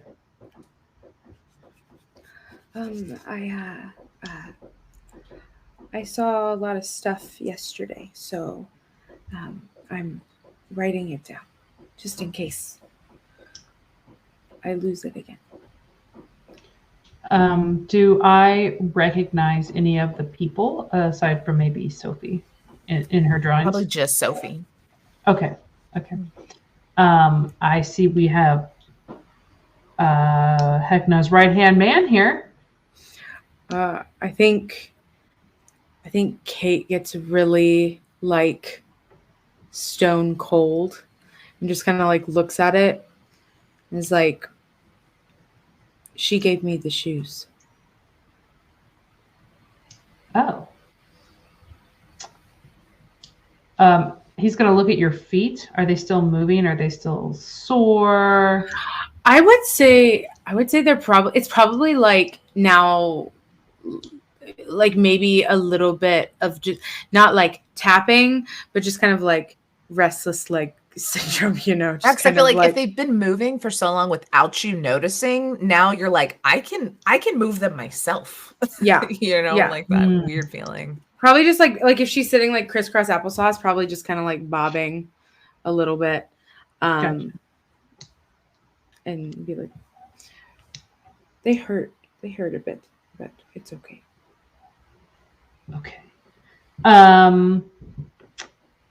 Do you want to talk about this? Talk about the like gestures to the drawings, or are you not ready? And that's fine. she'll just kind of like take her pencil and kind of like go like backwards from Sophie and just kind of say like this is what the carnival used to look like. I've actually been here a long time. And this is my troupe. But you were led here. So does that mean like you left? Do I know that? I wouldn't know that part. I don't think I would know that part. You remember Laird finding you in the woods, like of this more recent month, but you don't really fully remember why you were in the woods. Yeah. Just like that part's still missing. But I was with these people, and those are my parents. Are they still here? No. Did they escape? No. Oh. They're dead. Oh. That's Hannah, and that's Robert. Yeah, they're not. Well, they might be here. Are they buried here? She's gonna kind of like jump up from where she was sitting and be like, "They might be here." Like here? No. I think I want to go find where they might be. I might know.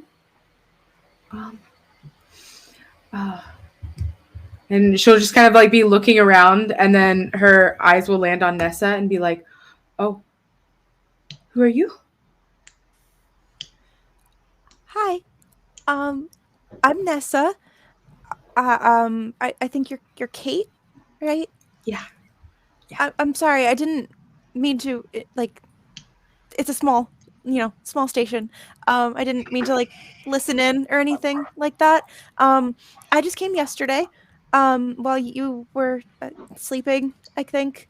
But I'm here to help you guys however I can. Kate. She can change into a bear.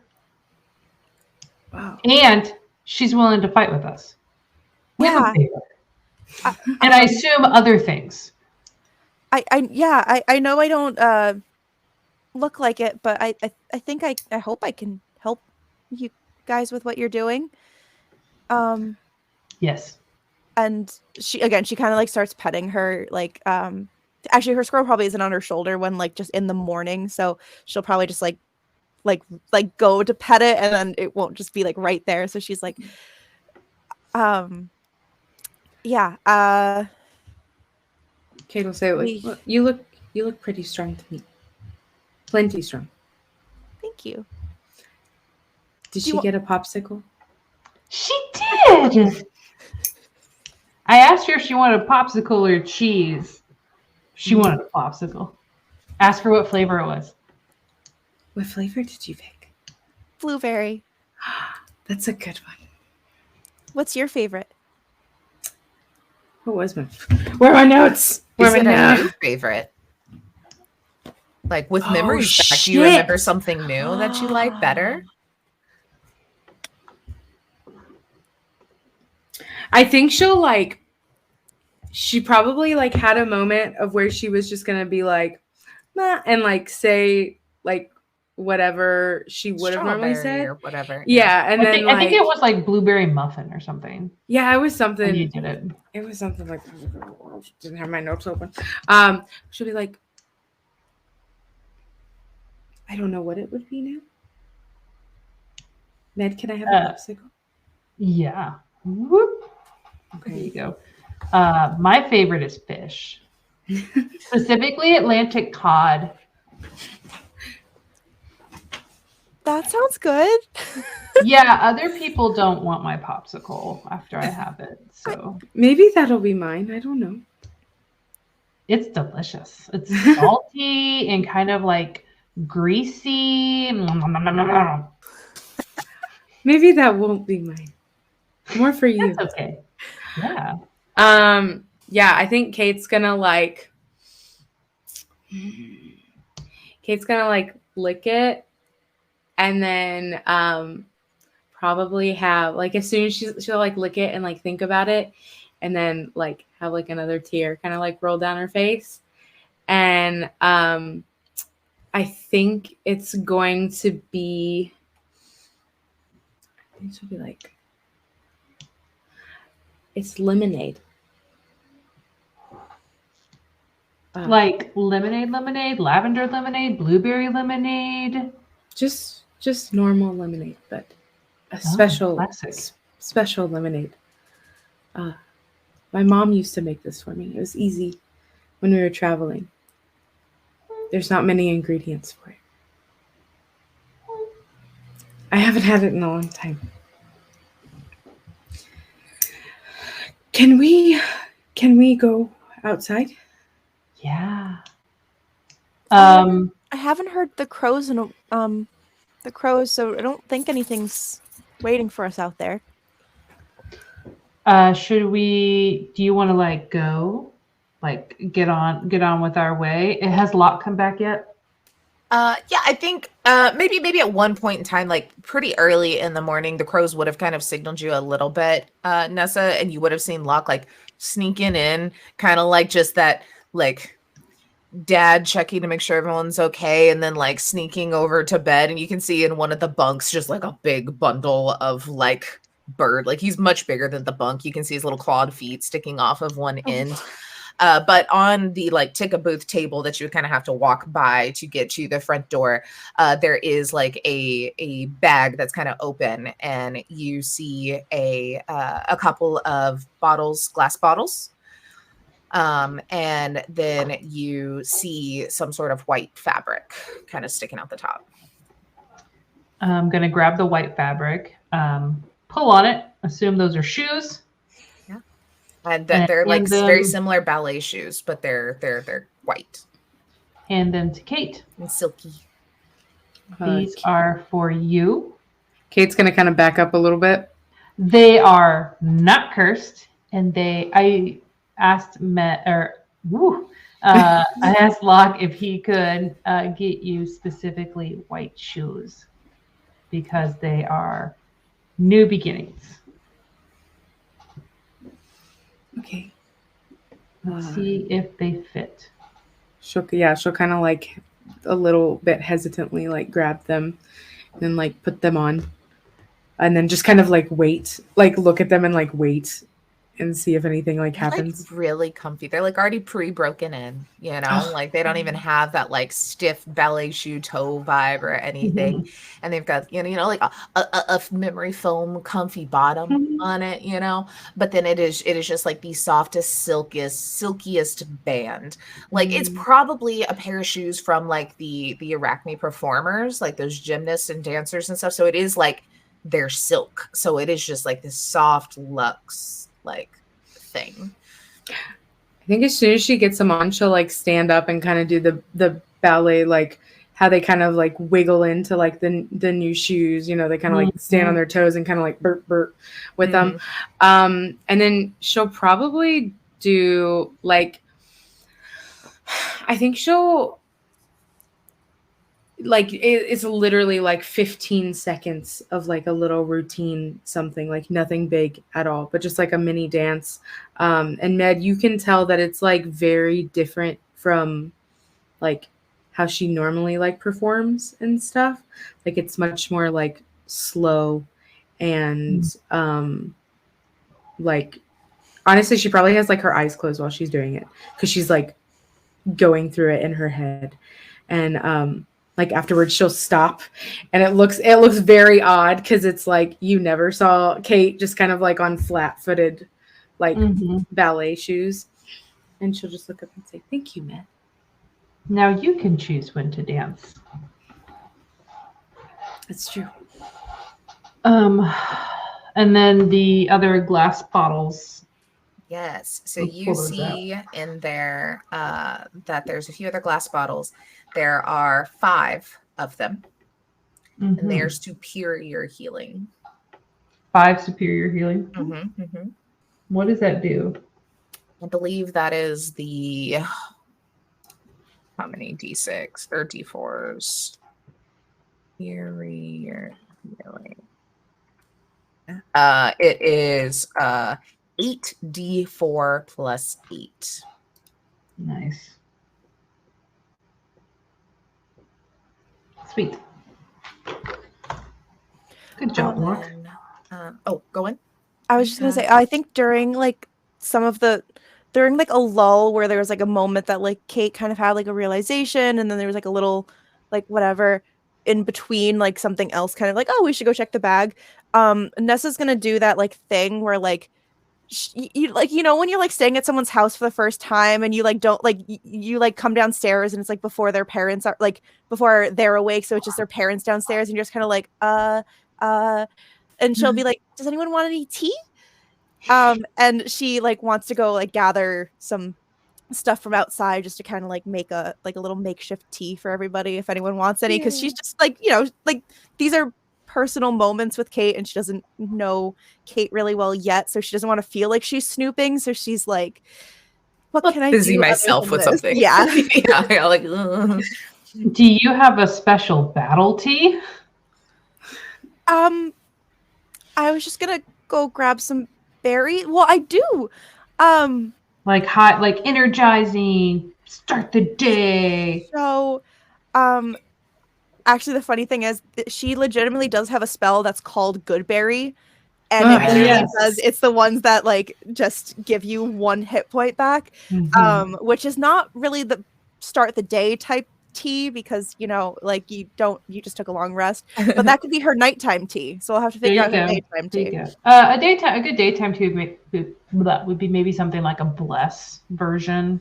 You know what I mean? Where it gives you like a bonus. Yeah, I'll have to see. I was just thinking about going into the woods and picking some stuff, but I can figure out if that's something like it could just be tea. It could just be tea. But the good berry tea for the end of the day seems little nightcap with the good berries. Nice. Yeah. After a good long battle, like, okay, let's sit down for a little tea party, kind of calm down a little bit. But yeah, for now it's just she just goes out and finds some like recognizes the things to make like some fresh tea. Tries to find some berries in the area that she knows are good. Oh, Taylor, do we have a map? On Legend or like Keeper, sorry, our party. Oh, map view. Oh, you have map view, which you have been told is Hecna's fan. So yeah, map view's been away for a bit. Yeah, he's been folded up so he can't hear things currently. Never mind. It is a talking map named Map View for anyone who was not here in like episode 2. He was cool for like 2 seconds, and then then it was like, oh, you're a narc. Got it.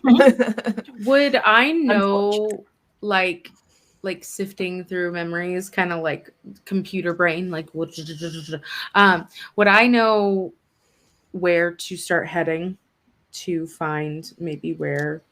Yeah, I think it's one of those things that, you know, when you're actively trying to think about it, recall it, you're not like immediately aware, but it's just kind of like being in your hometown. You know, you don't know what street is that street that you turn to go to McDonald's, but you know you turn at that street to go to McDonald's because you lived there your whole life. You've never fully thought about like, oh, that's Pine, you know, like that kind of vibe. Yeah. Maybe on like one of the pieces of paper, she'll start like drawing like a little like map of where she thinks she needs to go, just like while waiting for like tea and like drinking tea and stuff like that. Yeah, absolutely. So I think Nessa goes grab some tea, starts making that. You get your shoes, kind of looking through your items and such, and then kind of gather your bags to step outside and begin your day in whatever way you wish. And I think that's where we'll take a quick little 10-minute break before we see where Kate's memories lead us. So, yay. It's scary and exciting. Oh, great. So we'll be back at 52 of whatever hour you are in currently. Goodbye. Man, do I love that curtain. Oh, it makes me so happy. But hello, everybody. We are back and we are ready for some fun stuff. I did want to say, because the players were going into all the fun little RP, I didn't want to interrupt. Thank you to all of our raids. Thank you to 20 Sides Every Story. Thank you to Deadman. We appreciate it. How was y'all streams? What's going on? I see Giago's getting the skinny from cats, but let's hop back into this. I will say, we were just talking about, since we do have Holly also as part of Le Crew, who was unfortunately not here today, we're going to say they're just kind of going along with everybody. So they're active and there for next week when Holly is back with us. And then we'll just kind of flash back to Nessa and Lemon getting to kind of intro each other together. But we'll say, yeah, we start off. You are walking out onto the patio of the Shattered Station here. It's still pretty quiet. You see that there's still a couple of the children of the Candy Corn kind of rolling around doing their thing, just being little nuisances up front. The toy maker will follow you all out and kind of shut the door behind you as they look like they're getting ready to go somewhere as well. And starts talking, and Stefano translates, and it's like, so, okay, we are going to go back to the flop house. This will be very new for you, Nessa, but for Kate and Med. You remember when you went down that big slide after the Pinky incident? That's, I think, going to be, yes, but also a person that unfortunately is missing currently. Like the color pink. Yeah. Oh. Yeah. They did have very pink hair. But anyway, we're going to go back there to kind of get an idea of what's going on, because with everything going on, the toy maker thinks that probably a lot of the security is going to be at the fun house, which we can't really get, well, you all can't really get into yet without dealing with Sophie, because they do a lot of the security. So I think toy maker thinks that if we can sneak in to Sophie's lab via the slide from the flop house, y'all can get the upper hand and make sure that she is no longer available to help Hecna, because like we learned with Cicero's ordeal, as long as Sophie is alive, she can bring Hecna back to life. So the toy maker has the key. We will hide out there, and whenever you are able to make it that direction, hopefully after you've gotten prepared and deal with what you need to, we'll be there ready to help. We'll meet you there. Okay. Good luck. It's wild out there. You hear explosions. Okay. And then they similar kind of put up the hood and scurry off. But I guess, Kate, where are you leading everybody, do you think? Shit. I think, let me pull up map. Nope. So where is the map? The map. It should be the main page of the Legend Keeper. Main page. So if like you open up the Midway Madness up at the very top, you should be able to click that, and it should be maps. Let me look and make sure it didn't like goof up. Yeah, so if you hit Midway Madness, like the main Midway Madness page, on that article it says main and then map, the map tab. Sorry, I'm lost. So Midway Madness, like that section. Oh, sorry. Okay, I was totally looking at the sidebar. Got it. So I think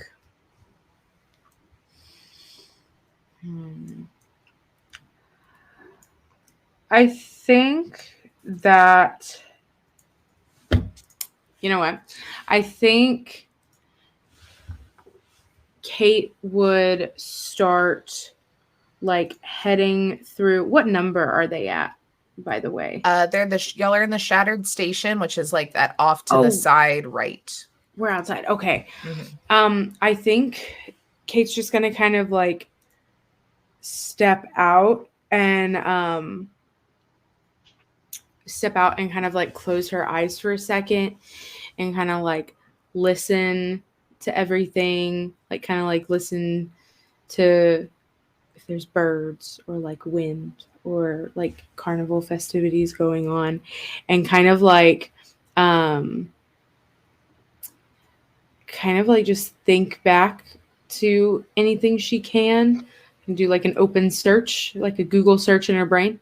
And I think she's just going to kind of like shoot open her eyes and be like, oh, of course. And then immediately start kind of like I feel like it's hard, and I've never tried to run in ballet slippers, but solid jazz runs. Jazz runs. I was thinking like gazelle, like very long, like long steps or whatever. She's going to take off running and basically, long story short, head to the exact spot where Laird found her in the forest. And I think that is where they are.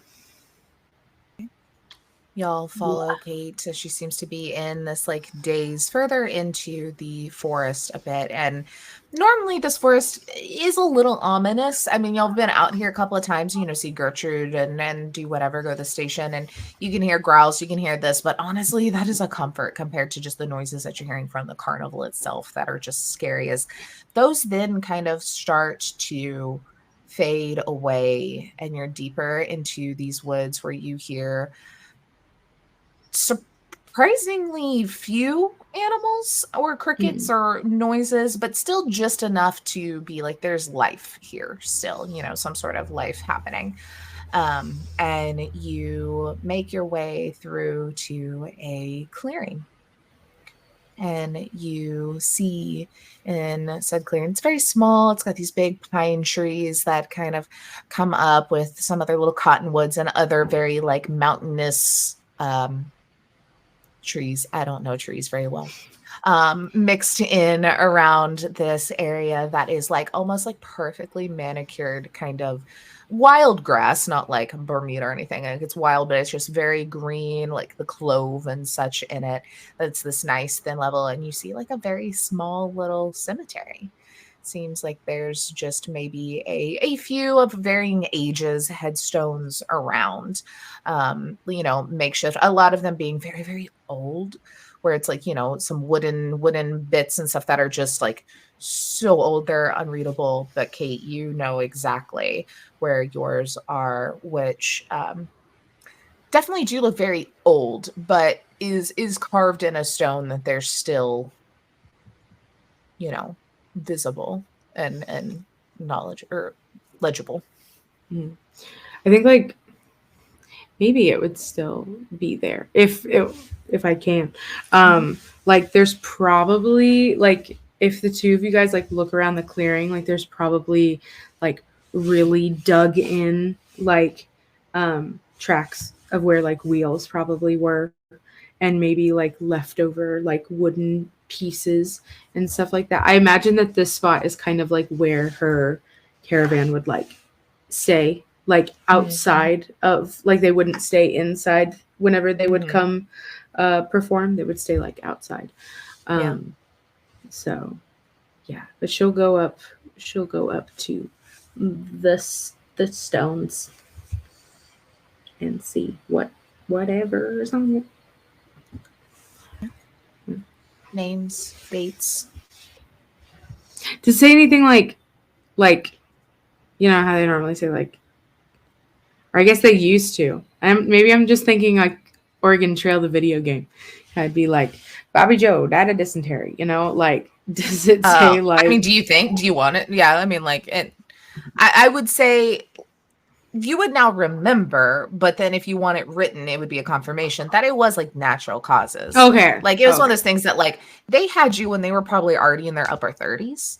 You know, like you were like a very late in life child. So they were just already older and travel hardened. They probably weren't living to be too terribly old with that lifestyle anyway, you know? So it's just like, you know, it was not nefarious or anything at this point.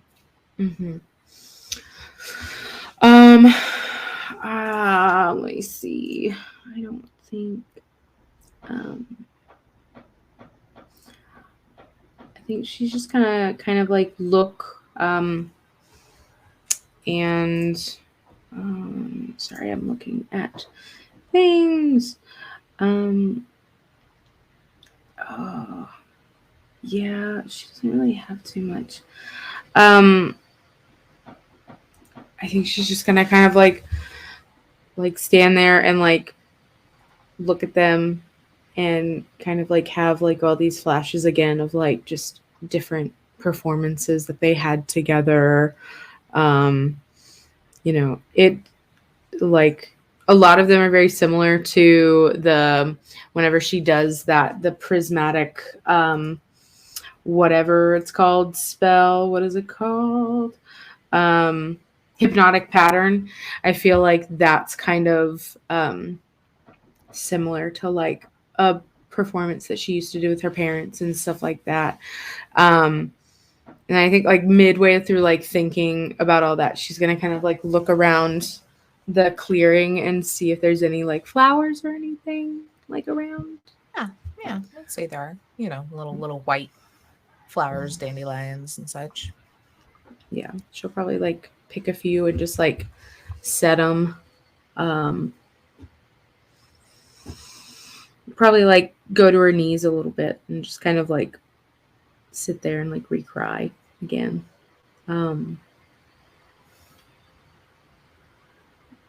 Just like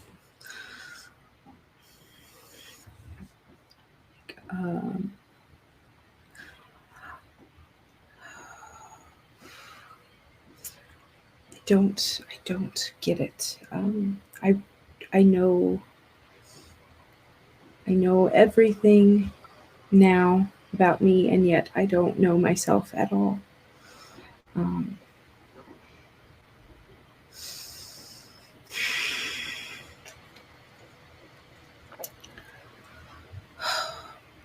She'll like probably like look up to Med and just be like, I don't know what to do. You do what you think is best. And if you want to honor them, you do that in a way that you think you can. Med's going to give a little prayer, sort of like last rites, but obviously not. And it's going to be in Gaelic, so no one's really going to understand it. But he is going to let Kate.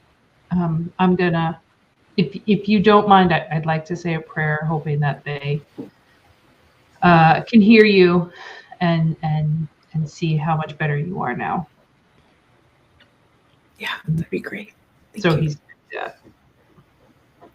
Before you do that, I have the cantrip druid craft, and I think like Nessa isn't very familiar with the situation, but I think she'd kind of take a step back and she'd do this little like kind of like she's just whispering to the nature around her, and she's trying to see if there's any way to make it feel like the sun is just kind of warming just that little 5-foot cube where you're kind of around, you know, your parents' grave. And if Med is close by, then Med would also feel it as well, just to kind of like have a nice little moment that feels bright and warm.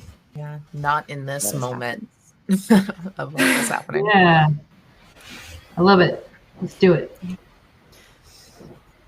So yeah, so I'll just do a little whisper like before, when you start saying like, oh, like I would like to say a prayer, like I'll kind of just be doing that to myself a little bit further back. Love it.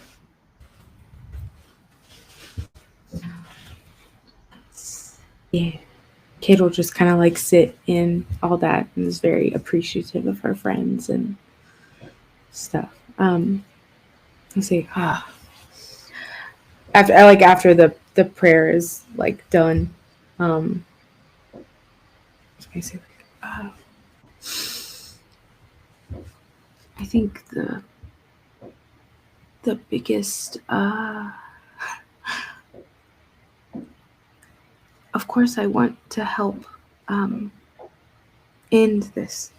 It needs to end. This is never how it was supposed to be.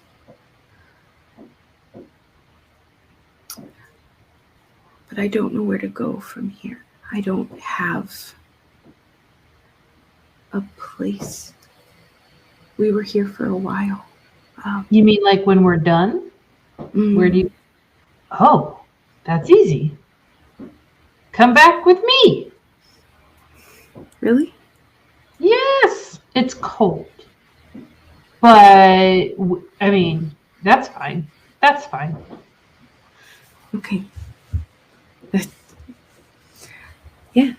Do your people like music? Yeah. Good. I can still play all these, I think. So. Yeah.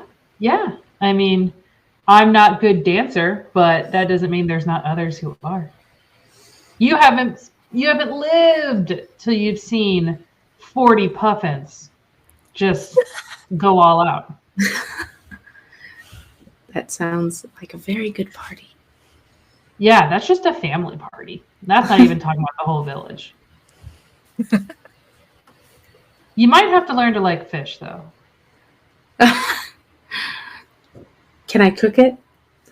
Yeah. I mean, if you have to. Then I think I'm set. Okay. Come back. You have a place. Thanks. I'm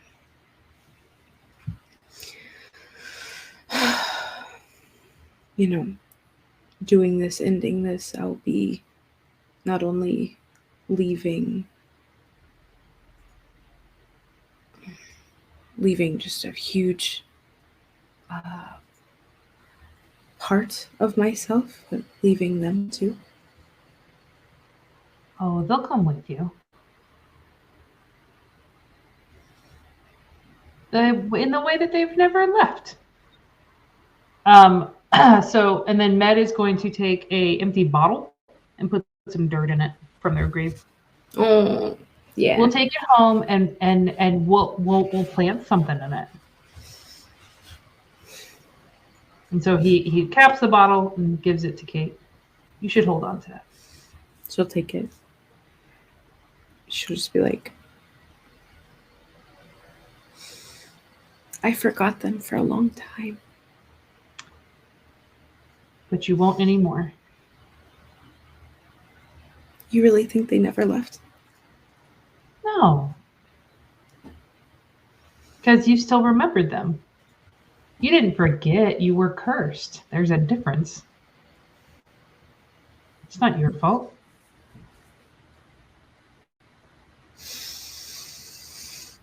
She's just going to kind of like hug the little jar of dirt. Oh, and then there's just big wings. Yeah. Nessa, I think you're watching this, focusing on that warmth and everything. And, you can feel the camaraderie that even these people that say they've only been here a month can very clearly already have. But I think, being a little more aware of your surroundings, like we said, it had names and dates on these headstones.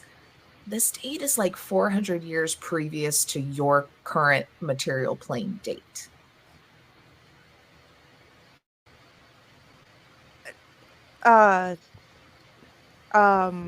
Kate's parents? Yes. Yeah, like they're they seem to have a normal lifespan, 50, 60 years between either of them for, no real medicine traveling family, but like knowing that Med's been here for a month of his time, but it's been over a year, like Kate's probably been here a lot longer than imaginable. If they were from the material plane, having like human names, human daughter, it's going to be a vastly different place for Kate for sure. Oh, jeez. I take note of that, but this is not the right moment to say anything about that. So, I'll kind of like I'll have this moment where I'm just enjoying just them being so, like being really caring for each other and kind of again have that moment of like I technically don't belong here, but and then that's when her eyes will kind of drift towards that and be like, okay, and then she'll be like, okay, nice moment. But in her head she's still thinking of what that means. So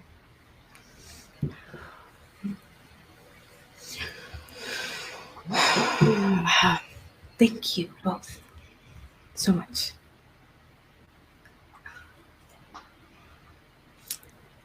I needed that. I'm sorry I don't know a lot about the situation, but I like kind of like look kind of down to like where my little like I know my little tattoo is now, and I'm like, well, like we're a team now, so I'm here for you. Thank you. I know that. I feel it.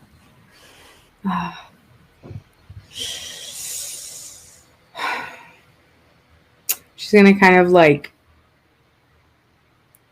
kind of out of the like warmth and stuff, kind of like look off and have like a very like far off stare. It's a little bit more like sharp. It's the same. Sophie's responsible for this. That doesn't sit well with me. I know we were already going to do something about her, but now it's personal. More personal, Let's go get her. You'll have to show me what she looks like, but it's this one, and then she'll pull out like her horrible like like drawing hair of it. It's like kind of got it. I know exactly what she looks like now. Thank you. And she's gonna look for something that looks exactly like that. And if someone has just like a weird like line of hair, then so be it.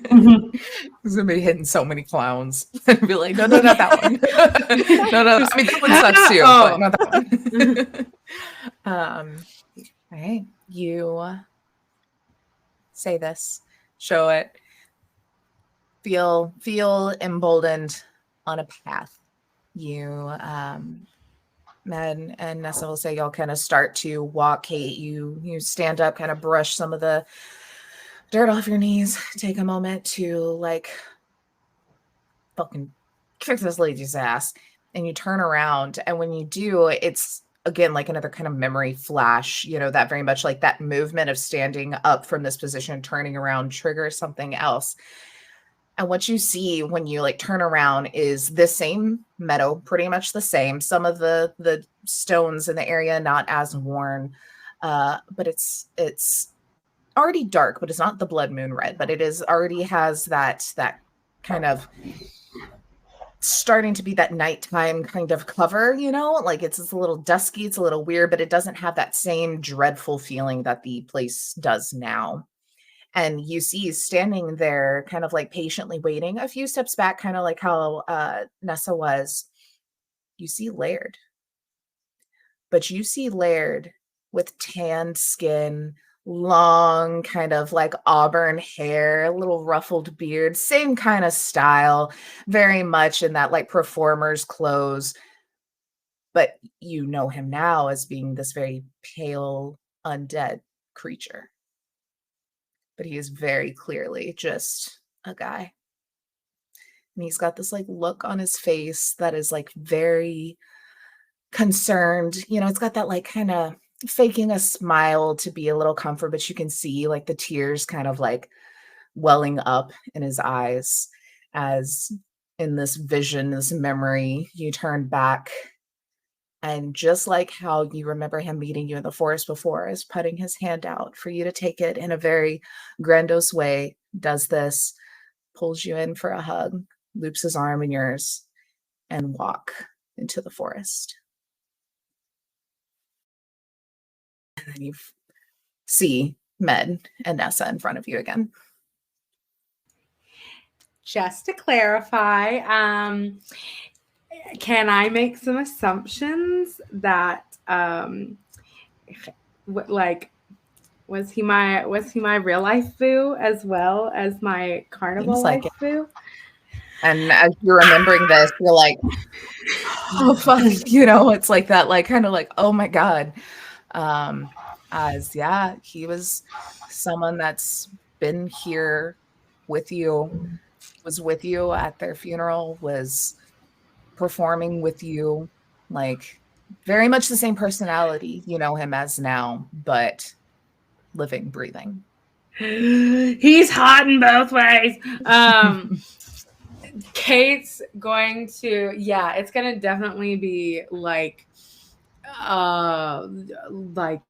just like a cannonball to like the chest, kind of like almost like knocking her over a bit, just like you guys probably hear like a like behind you, she kind of is like doubled over onto her knees, and then like looks in the direction of the carnival and takes off running again, and is going to stop doing this. I have little legs.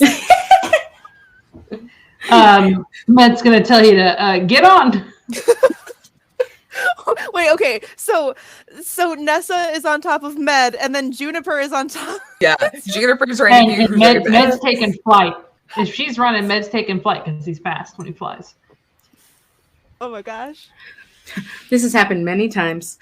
That's one thing that didn't change. To it. Give me a sec.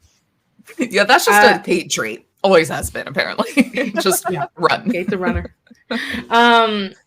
Kate's gonna head to the where he is, like where he stays at the hostel. The hostel, yes. Okay. Yeah, y'all run. It's pretty close in. You see that Polly's ticket booth is still shuttered as you run by. There are trash all over the streets, things being thrown, people, but it's kind of gotten into this point that it's like a less of a we're going to murder riot and now more of just like let's fuck some shit up and throw things around kind of riot, which is going on now. And so y'all are able to kind of slip through some places. You get up to the hostel, like all the windows up in the front are like broken. The door is kind of like hanging on its hinges. You go in. There is Ramona.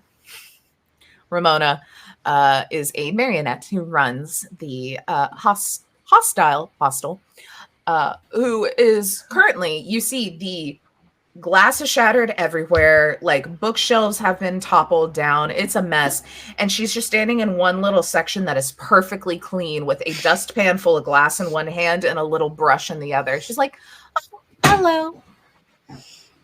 Just running. Kate. Med. Oh, I forgot your name. And then just goes back to, she does not remember anything. It's like, okay. And then just goes back to sweeping the exact same area again. As Kate rushes through, you get to the game shoe. Kate's gonna run. Kate's like, I'm out. We'll wait. Oh no. She ran so far. She ran so far. She beat the internet. But yeah, no, it's a pandemonium. There she is. I don't know. I literally just, y'all, one by one started fading for me, and I was like, no. You're just like, I'm gonna run, boom, and died for us. Yeah, you just ran away. Only I get to know what happened. Kate's going to run to where she knows Laird's room is, and like try to open it. Opens right up, it's not maybe like show time. Knock, knock, open. So really, like, no, there's not really time to prepare, but yeah. Okay. Med, are you flying in and kind of following through the room and everything? Yeah, but like maybe stay in the doorway. I'm not entering the room. Okay. I want to give some space, but I want to keep eyes. Keep eyes, gotcha. You go in, Kate. And it's kind of the usual scene of where it's a little dark. It's in between shows because there's no big thing to broadcast the show anymore because the shit's wild. You see that there are the curtain or the big post behind that was once Hecna that has been disengaged because of the Ferris wheel y'all demolished has actively been like ripped up too. Like it looks like something has been like hit into it and like ripped, and like you can see that there are chairs kind of like thrown around in the room. You see like clothes kind of scattered all over the place. Like it looks like something in here, even like stuff has been like fucked with. But you see Laird kind of like walks from behind this, not sweaty probably, because I don't know if undead people can sweat, but looking a little like out of breath, as he clearly was the one that did this. You see like a chair is like thrown and like shoved halfway into it. Like it's just like had to take a moment to like let it out because Heckna's a piece of shit. But it has redressed himself, wiped off all the silly powder makeup that the Dastardly Disco had put on him, has his hair like perfectly coiffed again. Obviously he's cut his hair too. It's not the long, you remember in the image, he's got it all like coiffed back. He's got his guy liner back on, like looking to a standard that he appreciates, He's got his leather jacket with the tails and then his like tight ass leather pants with the big tall leather boots. It's like he's feeling good that whatever has happened is happening, And he comes around, he's like, oh, Kate, glad you made it here. It's quite the pandemonium outside. I'm sorry about the mess. Kate's gonna immediately like it doesn't want to like because she doesn't know if he remembers or anything, so doesn't want to do any like doesn't want to she doesn't want to run for once. Well, she does want to run, but also doesn't want, like, if he's not remembering anything, she doesn't want this to be like non-consensual, but but like it's just gonna kind of like if he's like being layered to her, she'll like run up. Mm-hmm. She'll like run up and like just kind of like cup his face and say like, I forgot, but now I remember that you're mine. And she's gonna kiss him. I think like you see a little tear start and he's about to say, you remember? And then like the kiss happens and like immediately goes into it. Like very much that like someone has been like gone at sea for a year. Like, oh my God, you're back, kind of like embrace you into this. For however long, like he is just fully just like appreciating this moment. But I think eventually whenever it's kind of like at that moment, he'll like pull back and kind of look at you. He's like, you really remember? You did this whole time? Yeah, I knew. I mean, there's a reason you couldn't get rid of me. I don't think I ever wanted to. No, honestly, a very bad call on your part, but I'm glad you made it. I have these, and she'll point down to her new white shoes. He's just like this relief. He's like, oh my God, how did you do it? And she'll point back at Med at the door. Med has turned around. When y'all start making out, Med's like... I was going to say, like, maybe Nessa's, like, trying to be like, hey, this seems like a private moment, like just right. And Med's real young, right? So Med's like 17, and so he's like, woo, romance. Yeah. It was Med. It was Med. I'm glad you figured it out. I've tried many times to help you get rid of them, but I don't have the ability. And like the last time when it hurt, I was scared to mess with it anymore. So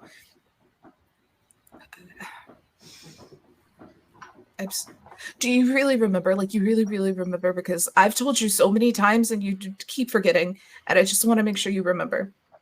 Like, for real, for real. You told me? Yeah, I've tried everything.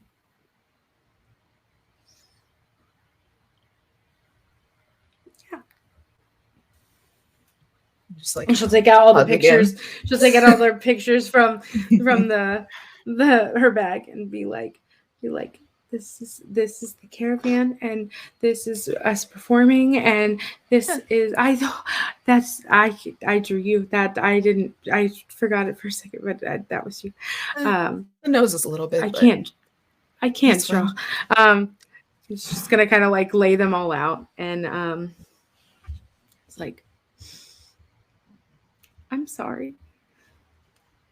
It's not your fault. It's this fucking place. It's this fucking people that we're in this situation, and I didn't think we'd ever get to this point again. I know you found your friends that are helping to escape, and I was hoping that would lead to you finding out. I was scared you wouldn't, but we're gonna finally end this, right? Yeah. Or I will happily die trying. I wouldn't recommend it. I mean, I don't want to leave here without it being fixed. So basically, yes, that's a weird way of saying I'm gonna end it. She's gonna kind of like take like the side of his jacket, kind of like off his shoulder a little bit to where like it's like strung. He's like strung up. Yeah.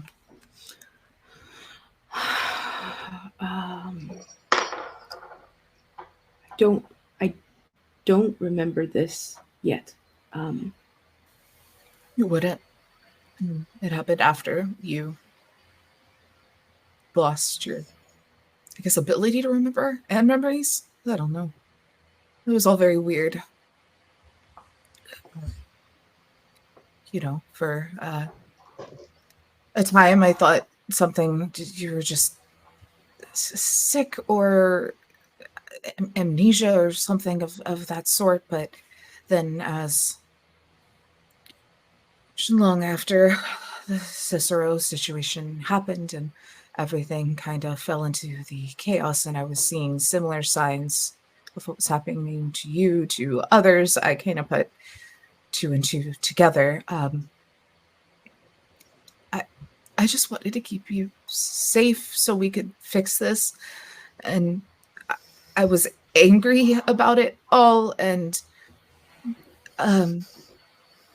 let's just say Snout has really, really sharp claws, and Hecna is not very forgiving.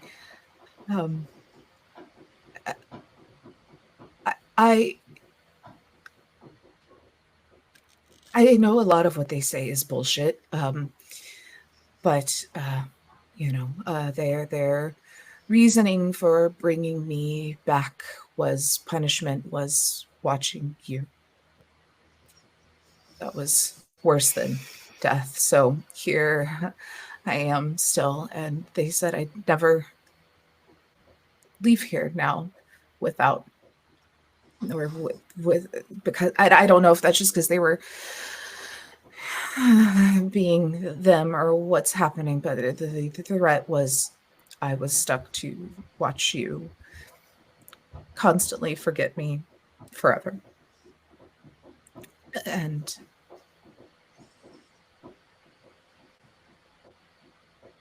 I don't know what the terms of my living really truly mean.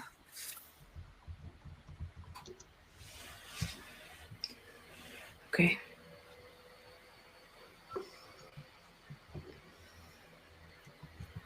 Well, good news. They didn't accomplish what they wanted to. Because I definitely remember you now. And I will not forget again.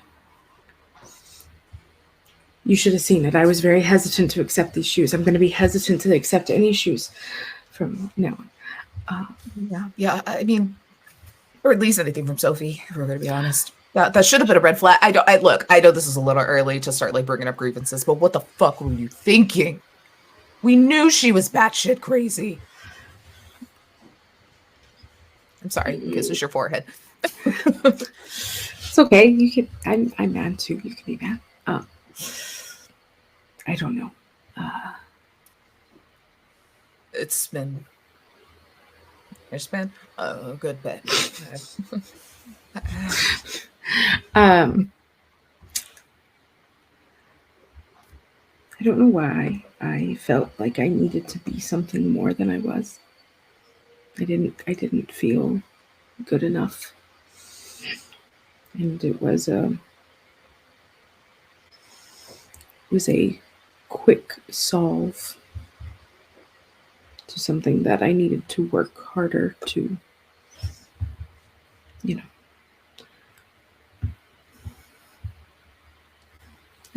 it was not my best moment at all.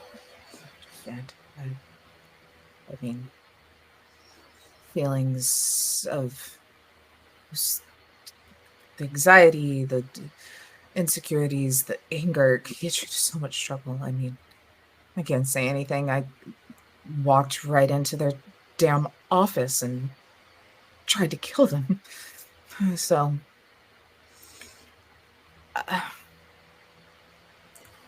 I'm going to make sure that you get out of here.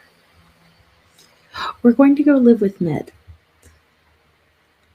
Hey, you're already cold. So it's good. That's true. I've never really needed a jacket since, so maybe fine. But I promise you will get out of here. I will do everything, or I will meet someone who can do something, except for Sophie. But yeah, I mean, you don't need to. I mean, I told you many times before, though I understand, you don't need your everything already. You don't need other people. You're talented, you're smart, you're strong-willed. I mean, just even in the sense of delusion you've been stuck in for years, you found a way to stop it. I trust that more than anything. And I'm fucking helpful. Yeah. Yeah. You know how long it's been since we've actually performed together? I mean, it's been a while. It's been a while. I don't think we've aged for 20 years, by the way. It's very weird. I do not like this place. I guess I can't age at all anymore. Oh, God. Well, it's a problem for another day. Yeah.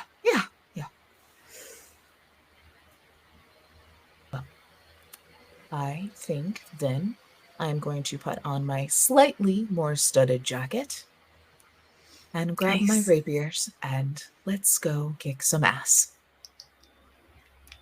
Okay. Takes off his jacket, grabs a little bit of his shirt. You get to see the abs again. He walks back. And grabs it. Yeah, the ass is very visible now without the like trench coat tails to like hide the like leather pants. She does the best like that the whistle that is like woo woo, like the best one you've ever heard. And it comes back out, geared up, ready to go. This is Laird. Is his name actually Laird? Yeah. Okay, good. Just call it. It's like, oh, you don't remember everything. I feel like Med and Nessa are like outside, just like looking at like the wall or something like that. I'm like, oh, this is really interesting. But like kind of low key can hear a little bit. Yeah. Med would be like sort of commenting like, oh, okay, well, an undead person might be hard to get used to for bird folk, but I think we can handle it. Then he start and then he's gonna start asking you, Nessa, of do you know any spells to revive undead? And just like not expecting a real answer, just sort of like sounding bored. It'll give Nessa like that moment where she kind of like sits there and is like kind of just going through her like Rolodex of information, and like she'll probably be like in the thought process of that as they walk out, because Lonnie as a player doesn't know. Yeah, no. Yeah. But Kelly also doesn't know. And as an 8th level cleric, I might I don't know. I have to think about it. I could do a skill check, but like I think you don't have can access to it. You can kind of think about it and kind of think back on some of the like training and classes and different things you've kind of had. If you want to do either like a religion or arcana or something in that vein, that's maybe a little better for you. Okay. They're both awful. So, but we'll see what we get. Oh, that's a 6 of I did religion. So I don't know anything. Yeah, kind of off the top of your head, like you know of things like revivify and those sort of things that like when someone is like downed, you can immediately get them back up and those sort of things. Like you've probably heard tales of some sort of abilities to kind of bring people back, but actually knowing how or when you can do that doesn't quite reach you yet. Yeah.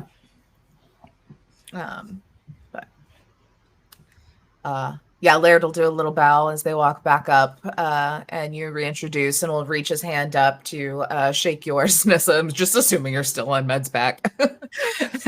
Like then reaches a finger up. Yeah, and reaches a finger up to shake Juniper's hand. Oh. Good. More what friends. A gentleman. I approve. Well, I am at your beck and call. However, I can help with I was going to try and come up with some sort of names, everything. I'm a little flustered right now. I'll come up with good rapier names eventually, but you know, I have 2 of them and they can hit things. I love it. That sounds very promising. Hopefully one of those things is Sophie. Hopefully multiple times. In a very painful way. We'll save her for you then. You like kind of just like this little like head bob over to Kate and is like, us. Yes. We can tag team it. Yeah. It's like, whew, that's memories now. So, I guess we're supposed to go to the flop house. Right? Alrighty.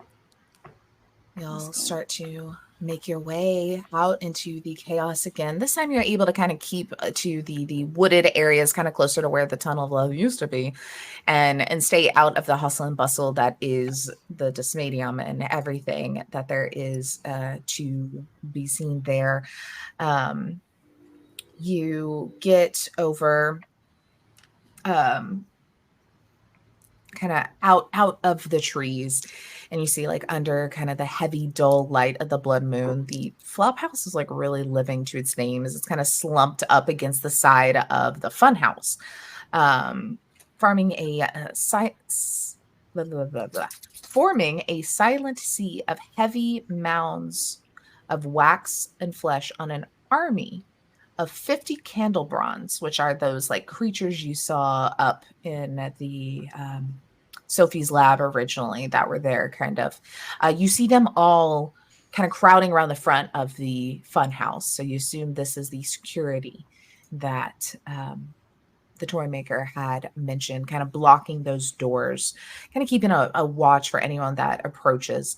And so you're able to kind of sneak out of view, kind of through the forest a little more, back to the kind of around the side of the flop house where they can't quite see you, where you see Stefano's kind of like looking through a little flap of like the front of the because it's still kind of like a tent of sorts at the bottom, and kind of like looks and sees y'all and kind of nods his head to come this direction, and you're able to duck in. And this room, the last time the two of y'all had seen it previously, was just a wild place. It's a casino. It's got bumper cars. It has all these things going on. There were bar fights happening. There were wild things being bet on. It was a mess. Now it is empty and silent. Everyone go ahead and do just a quick perception check for me as you'll walk through.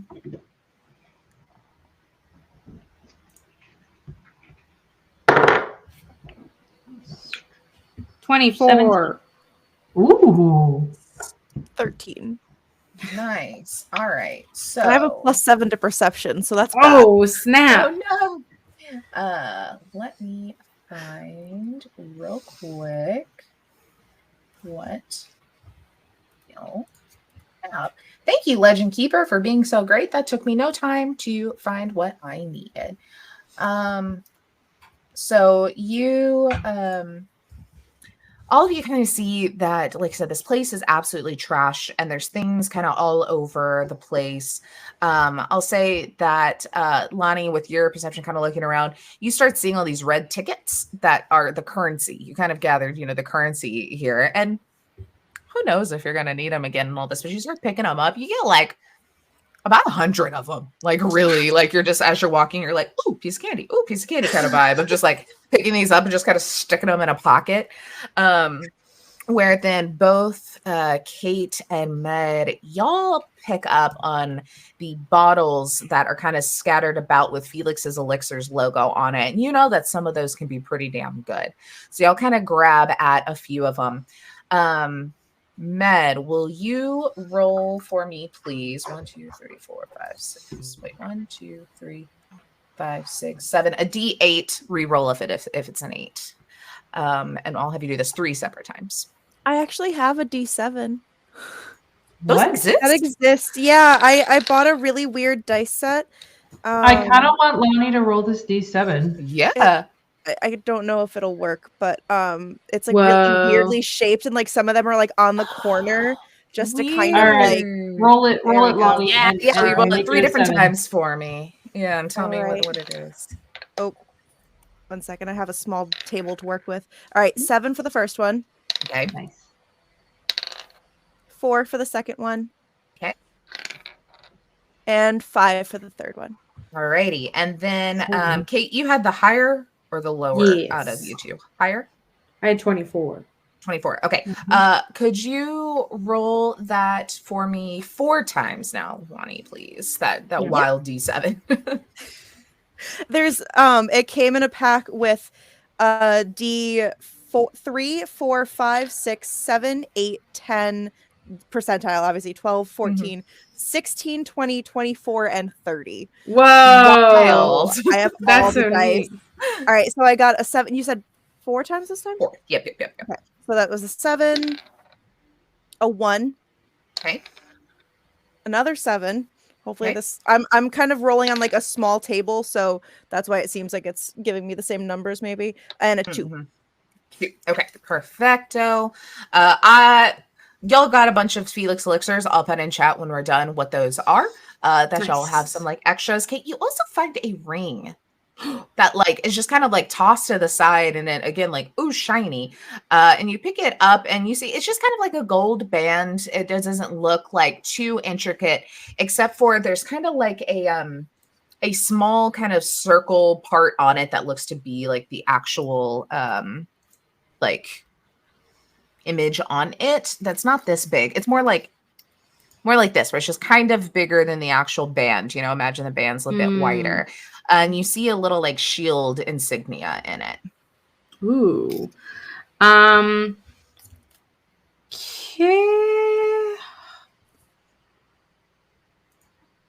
I don't want to spend a spell because I don't know how many I'm gonna need. Does it identify? Yeah. Can you do it as a ritual? Can bards do it as a ritual? Oh, I can do it as a ritual. Yeah. If y'all want to just like sit for a sec as you're kind of like going through this, you know, maybe like the toy maker's like, I'm gonna go look and like double check everything upstairs or whatever, you know, up to y'all. Sure, if y'all don't mind. That's fine. Okay. I would like to identify. Cool. You focus in on this for a little bit and see that the ring definitely does have magical properties, protective properties, as it has 3 charges of the shield spell. Ooh. Do I have to attune to it? For ease, because you're about to go into battle, let's say no. Okay. It's just 3 charges and it's done, you know, kind of thing. And you see that the shield has like 3 little stars and they're all still there and have like a little shimmer to it. So it looks like it's been unused. Okay, it's going to immediately go, oh, yoink. And meanwhile, Nessa's just like, I can probably get like one of those really fancy erasers with this many tickets. I love it. So y'all follow up after the toy maker kind of motions back and gets you to this back wall of the flop house that looks kind of like a red curtain. Pulls it aside. There's a little walkway. It's very dark, just has like kind of dim ambient lighting of kind of a sourceless area somewhere throughout the curtains here. And y'all are at the end of the slide that a couple of you had went down previously that leads up into the lair of Sophie. You can see that the slide itself even has like a little glisten and a sheen, as it looks like almost like oil or wax is kind of like coated and running down it a little bit. And that is where we will pick up next time, where we will have Holly next Sunday. Yay. And y'all will bust in and see what's going to happen to Sophie. Probably get murdered pretty brutally. So let's see. I also have to remember to level up to level 8 because I forgot to do that. Yep, to level up Laird too. To get him up to y'all. Yeah. I make him another character sheet. Now I didn't even give myself equipment before I started the game today. You're picking it all up from the flop house. You're like, ooh, I want this stuff. Ooh, that looks like it'll fit. Like, this is great. Alrighty, y'all. I can be a bear. I can maul things. I don't need to have any swords. Need other things. No. Who needs that? Alrighty, y'all. We will see you next Sunday, but before then, let's do one last little goodbye. Anything everybody wants to what's it called? Shout out. I don't know. Lonnie, you first. Thank you for joining us first off, but tell us where people can find you other times. Kind of what's your schedule. Sure, yeah. Well, first of all, thank you for having me. I'm so excited for this character and for this whole thing, even though I don't understand like half of the names being thrown around right now. We're gonna go beat up someone named Sophie. Who is that? But it's really just don't fun, like her. And I'm happy okay, fair. You know what? Yeah, I'd beat them up too. But yeah, so I am Lonnie or Looney Shaws. Again, kind of the same thing with the underscore. Like sometimes it's there, sometimes it's not, depending on which social media. I don't know. I think I have a hyphen for one, no space in between, or nothing in between for others. Something like that. But if you want to see more things that I'm in, I am usually over on Lost Caravan, but there's actually a few times where you're going to be seeing people that are at the same table in games that I'm playing on Lost Caravan. Like on the 18th, Taylor, Blair, and I will be in Wildsea. And on the 23rd, Kelly, Blair, and I will be in Necrobiotic. And then when I am finally going to be making my debut as a DM, Taylor will also be there as a player. So it's a lot of fun things with a lot of cool people. And that's about it. Yes, Blair, what you got coming? Hi, I'm Blair. Today was a lot, but I love it. A lot of Kate backstory, which I'm super excited about. I'm _ Canadian Moose all over the place, and I'm usually here like a majority of the time. But when I'm not here, like Lonnie just said, I'm over on Lost Caravan doing stuff. Yeah, the 18th got episode 3 of what was supposed to be a 1-shot, and now it's a 3-shot because it was so much fun. Taylor's running that. It's kick ass. I'm a moth person, so go watch it. And then on I'll just stick with Lost Caravan. I pulled out my calendar, so now I know for sure. Monday, the 23rd is Necrobiotic. Holly is running that, and super excited for that game. We're gonna have a good time. Well, we might cry there too. Who knows? And then probably gonna fucking cry there. And then on Fridays, or I guess our last one, Taylor and I are over on 2000 Tales playing Weird Web. It's a Monster of the Week campaign. We are 2 woke frat dudes that used to be Knights of the Round Table in a weird kind of like way. And we have a podcast. It's pretty hilarious. There's also very serious moments in that. Oh, I'm in a lot of stuff where people are remembering, like having memories come back, because that's basically the whole thing of that one as well. But it's a good time. And then like Taylor said earlier, then it's going to switch over to a little hiatus cyberpunk game. I'm also in that, and that's going to be hella fun. Super excited. That's all I got. Kelly, you want to say a little goodbye? What you got going? If you want to see more of me, tough tits, this is all I do. I will be here next week. Yeah. And then Necrobiotic is the day after that. But you have to wait until next week. I am Lady Gillespie on the socials, mostly Discord is where I'm active, and everyone should join our Discord. And that's it. Yeah, Hannah Taylor at _potato_. I said all the things that I'm doing as well. That's that. As well